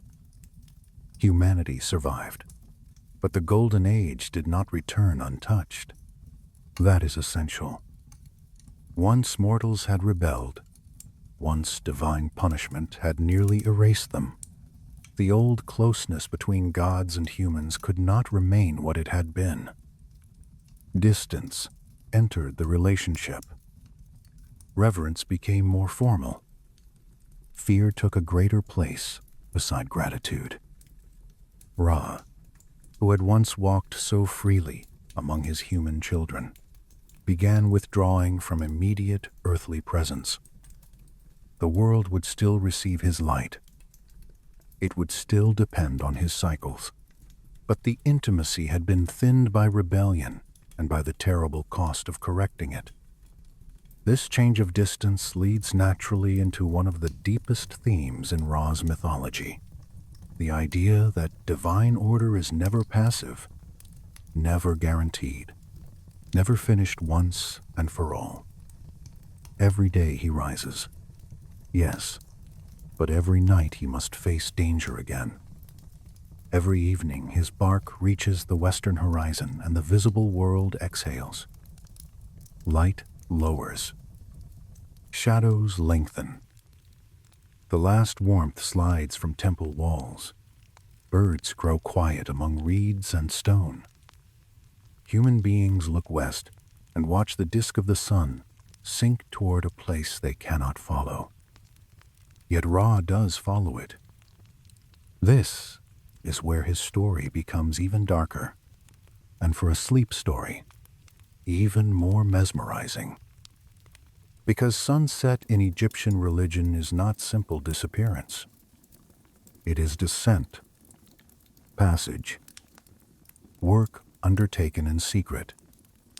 As the sun vanishes from the eyes of the living, Ra enters the Duat, the underworld, the hidden realm beneath and beyond ordinary sight.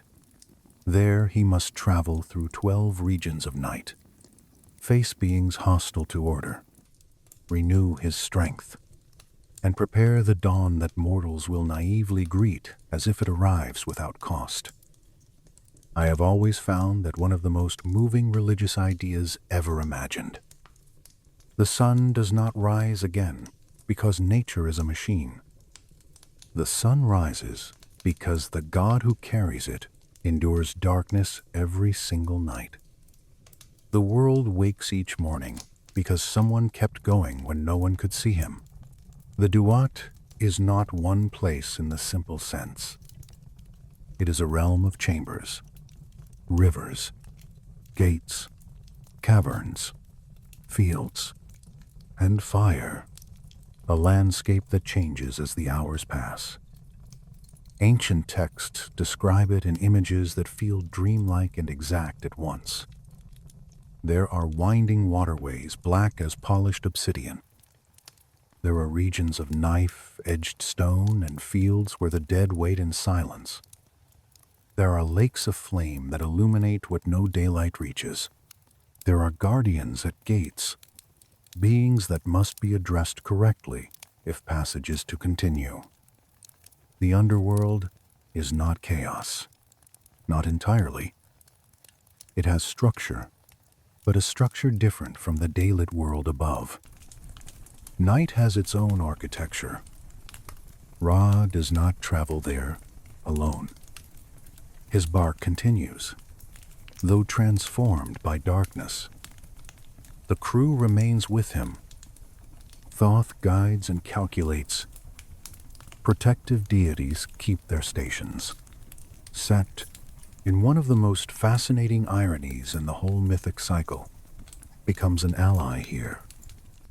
The god of storm, disorder, and ferocity, so dangerous in other settings, now turns his violence against a deeper enemy.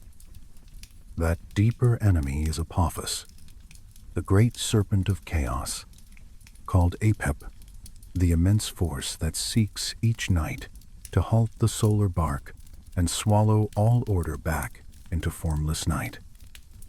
Before Apophis fully appears, though, The bark must move through the first regions of the Duat. I imagine the air there heavy, though not with warmth, with something older, more mineral, as if the breath of caves and tomb chambers had merged with river mist. The sound of the bark is different at night, not the bright glide of day over celestial space, but a slower, creaking passage through hidden water. Oars touch black currents. Distant voices move in the dark, sometimes pleading, sometimes only murmuring like memory itself. The dead are present here, not always visible, but never absent. In one of the deepest hours of the night, Ra undergoes another mystery. He encounters Osiris. This is not a casual meeting, but a sacred convergence between the Lord of the Sun and the Lord of the Dead. Osiris, who had entered the mythology through Nut's difficult childbirth, now waits in the underworld as king of those who have passed beyond mortal life. When Ra and Osiris meet, life and death touch, not as enemies exactly, but as necessary companions in the great cycle. Ra brings renewal. Osiris holds the secret that life can continue after ending. Their union in the dark heart of the Duat is one of the hidden reasons dawn remains possible. Some texts imagine Ra in a ram-headed form here, transformed for the night passage, older and more solemn, yet still radiant in a way no darkness can completely swallow. The bark pauses. The chamber is still. The dead wait at a distance. And in that stillness, solar force and funerary kingship merge for a time. This is not a scene of violence. It is a scene of continuity. Day touching death. Death preparing day. It is deeply Egyptian in that way. The universe survives not by avoiding endings, but by making endings part of renewal. Then comes Apophis. If none was formless potential, and Sekhmet was wrath sharpened into purpose, Apophis is something else entirely. Chaos as opposition. Chaos with a hunger to unmake. A serpent vast enough that size becomes difficult to imagine. Coils like ridges in the dark. A mouth wide enough to seem less like an animal mouth than a breach torn in reality. Scales or surfaces that absorb light rather than reflect it. Sometimes I think the serpent is most frightening not because it is large, but because it represents the desire that order should fail, that the bark should stop, that dawn should not come, that the world should wake one morning and discover that morning itself has been canceled. Each night, Apophis tries. Sometimes the serpent lies in wait beneath dark water. Sometimes it rises directly before the bark. Sometimes it uses illusion, confusion, stalling forces, the spiritual equivalent of knots thrown into the path. The defenders around Ra know the danger. Set stands ready with spear and storm strength. Thoth has spells and sacred words. Other gods assist with ropes, knives, fire, and command. The battle is never simple. Apophis is not slain once and for all. That is another powerful truth in the myth. Chaos is not a problem solved forever. It is a threat answered again and again. And perhaps that is why the story still feels so alive. Because human beings know this rhythm in quieter ways. We know what it is to win back clarity only to face confusion again. We know what it is to fend off despair at night and rise in the morning as if light had returned naturally. The Egyptians turned that psychological truth into cosmic drama. Every dawn means Ra won again.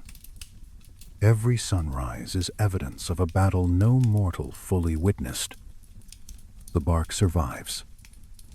The serpent is cut, bound, driven back, or forced aside, depending on the telling. The hours continue. The eastern horizon begins, far away, to gather the first faint suggestion of return.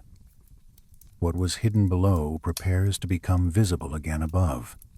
That is where we will go in the final part, toward Ra's union with kingship, his bond with Horus, the pharaohs as living reflections of solar power, and the long legacy of his light in pyramids, sacred animals, temple rituals, and the old Egyptian understanding that every dawn is a recreation of the first one. When Ra rises again after the long work of night, the dawn does not belong only to light.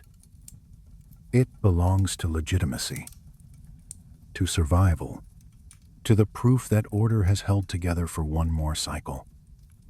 By the time Egyptian mythology had fully unfolded, Ra was no longer only the first creator on the Benben, and no longer only the aging sovereign who had known rebellion, secrecy, and wrath. He had also become inseparable from kingship itself. The daily sunrise was not merely a cosmic event.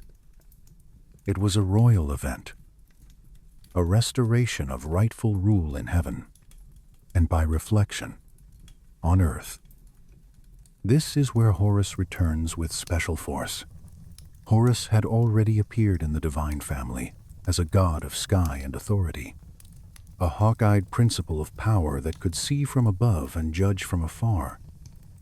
But over time, the relationship between Ra and Horus deepened into one of the most important fusions in Egyptian theology. The two became linked as Ra-Horakti, Ra who is Horus of the horizons, the sun god in hawk form, the kingly power that rises and sets while holding all the middle distance in command. I have always found that fusion deeply satisfying. Ra provides first authority, primordial light, creation, and continuity. Horus provides sharp vision, victorious sovereignty, and the direct symbol of rule. Together they become a form of sacred kingship, almost too complete to challenge. Imagine the dawn in that merged image. The eastern horizon not only brightening, but opening like a great gate. The disk lifting, falcon wings implied in the spread of radiance. The air touched by gold so fine it seems feathered. Temples still cool from night. Courtyard stone, not yet warm beneath bare feet. Priests already awake, already preparing libations and hymns, because the sunrise is not something to be passively observed. It must be received properly. The god who fought through darkness is returning in royal splendor, and Egypt must answer him with ceremony. That ceremonial response is where human kingship enters the story in full. The pharaoh was never meant, in Egyptian thought, to be a mere political leader. He was the earthly mirror of divine sovereignty, the living point at which cosmic order and terrestrial order touched. To say that the king ruled by divine right is not even quite enough. The stronger claim was that the king participated in divine identity.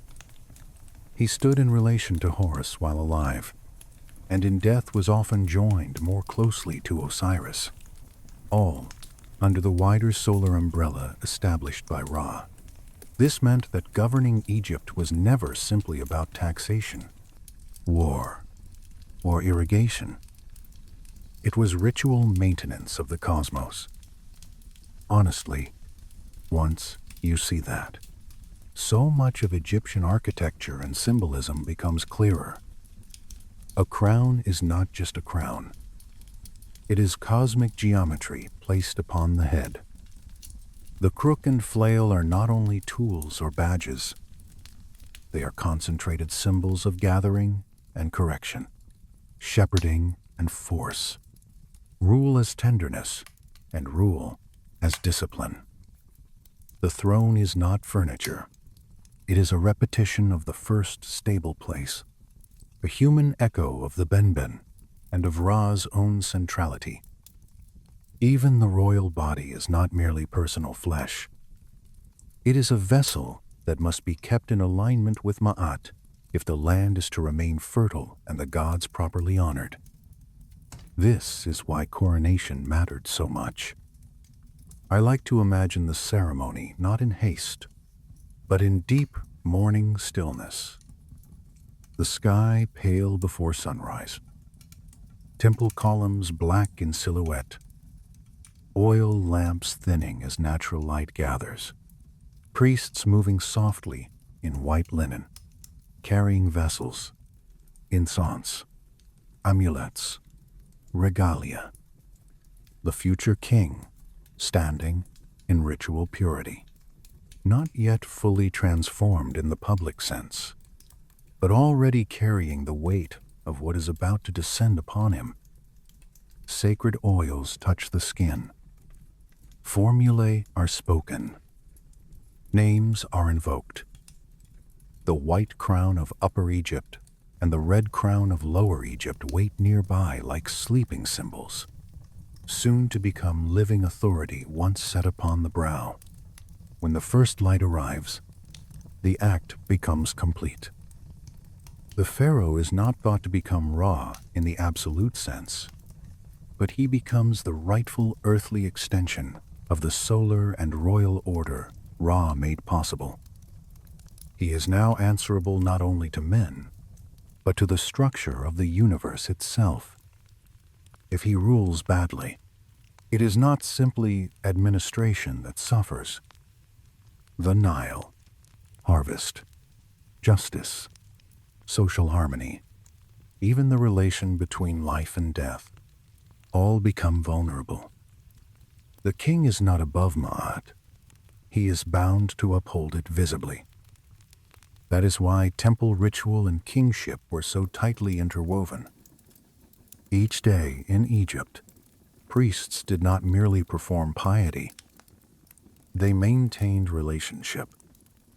In the inner sanctuaries of temples, behind pylons and halls and courtyards, the divine image of the god was tended with the care one might give a living sovereign. The statue was washed, anointed, clothed, offered food and drink, surrounded by incense and hymns. Some modern readers misunderstand this as though the Egyptians thought a stone figure literally needed breakfast in a childish sense. But that misses the elegance of the system. The image was a point of presence, a focused place where divine reality could be approached, honored, and kept in right relation to the human world.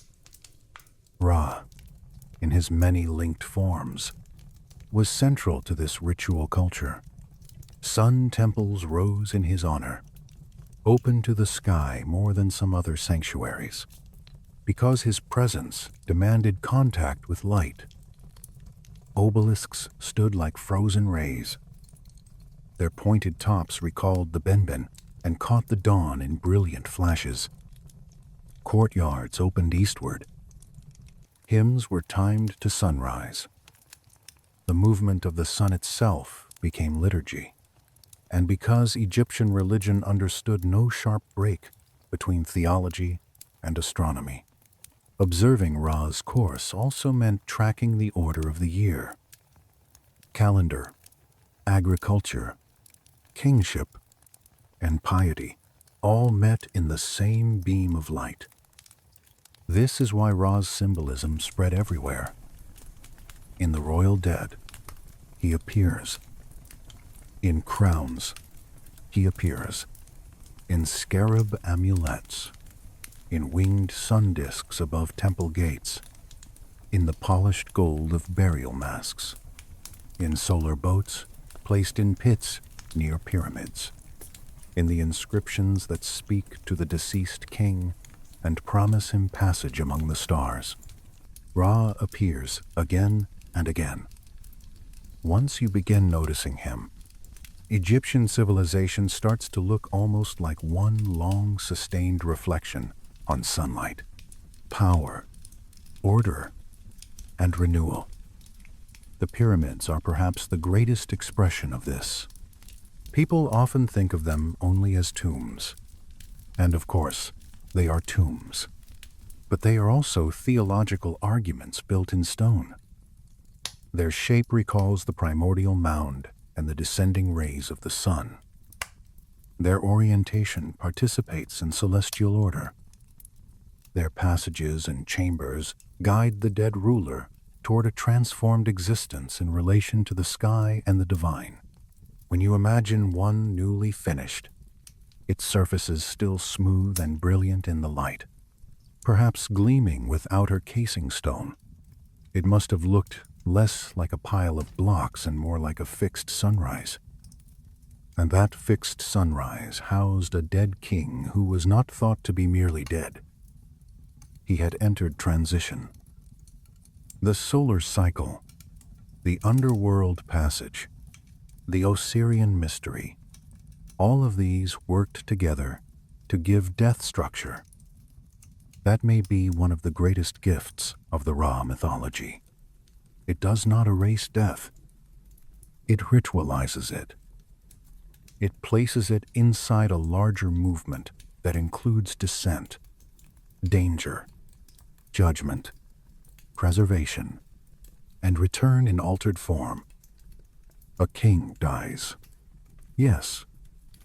A human dies. Yes. But the daily victory of the sun over darkness suggests that ending is not simple extinction. There is passage. There is continuation. There is the possibility that what disappears from one horizon rises at another. This is where Ra's theology moves beyond kings and temples into the emotional lives of ordinary people. A farmer watching sunrise after burying a loved one would not have seen only weather. A widow pouring water at a grave would not have thought only of soil. The myths gave them a pattern. Light goes down and comes back. The bark enters danger and survives. Osiris waits in the dark, not as annihilation, but as ordered death. The heart can be weighed. The soul can continue. The night is real, but it is not the final authority. Ra's cycle turned cosmic reassurance into daily experience. Even the sacred animals surrounding Egyptian religion carry this continuity. The falcon is not only a bird, but royal vision. Horus, Ra Horakti, the high sharp gaze of heaven. The scarab is not only an insect, but Capri, becoming the push of the sun each dawn. The ram can signal forms of hidden and forceful divinity. The cat, lioness, ibis, crocodile, all of them appear in systems that connect living nature to divine pattern. Egypt did not live in a world where the natural and the sacred were sharply separated. The world was thick with correspondence. The sunlight on feathers, the rolling of a beetle, the swelling river, the measured year, the burial chamber, the king's crown, all of it spoke the same theological language. And yet, even with all this order, Egyptian religion never forgets fragility. Apophis still threatens in the night. Human rebellion once nearly brought annihilation through Sekhmet. The secret name of Ra still marks a vulnerability hidden inside supremacy. Osiris still dies. Seth still exists. The dead still face judgment. This is not a naive religion of sunshine without shadow. It is a religion that takes shadows seriously enough to insist on ritual, law, kingship, and daily renewal. That is part of what makes it so enduring. It knows that order must be maintained. It is not given once and then left alone. As centuries passed, Ra merged in various ways with other gods, especially Amun, creating Amun-Ra in powerful theological syntheses that let the Solar King remain supreme, while local traditions were folded into broader state religion. This adaptability helped preserve his centrality. The form could shift, the names could layer, but the essential role remained. Source of light, source of order, visible sign of continuity, divine ruler whose rising makes the world possible for one more day. I think that is why the whole story of Ra remains so compelling when told from beginning to end. It does not stay in one register. It begins in cosmic silence, in dark water and first light. It moves through astonishing acts of self-creation, through family tension, through forbidden birth, through the mathematics of Thoth, through the hidden cunning of Isis, through rebellion, punishment, underworld struggle, sacred kingship, and the long earthly life of temples and civilization. Ra is not just the sun in a narrow sense. He is the drama of maintaining a world. If you were standing with me now at the very edge of the Nile in imagination, late in the day, with reeds moving softly and temple stones still warm from light that has begun to lean westward, I think that is what I would want you to feel most. Not only admiration for ancient myth, not only curiosity, but that gentle shiver that comes when a people looked at sunrise and sunset and found in them an entire philosophy of existence. Make the world. Guard it. Lose it at dusk. Fight for it in the dark. Bring it back by dawn. And that brings us to the quiet final truth of Ra's story. He does not create once. He creates continually. Every dawn is still the Benben rising from none. Every morning, the first light still answers the first darkness. Every day, the bark still crosses the sky, whether people notice or not. Every evening, the descent still begins. Every night, the underworld still tests the strength of order. Every sunrise still says, once more, once more, once more. So when the Egyptians turned their faces east in the first light, they were not only greeting a familiar event, they were watching creation happen again. And maybe that is the most soothing part of all. That the universe, for all its danger, for all its betrayal, curses, serpents, wrath, and grief, is not abandoned. It is renewed, repeated, brought back with effort and brilliance. Ra rises, and the world is offered another chance to hold together. Good night.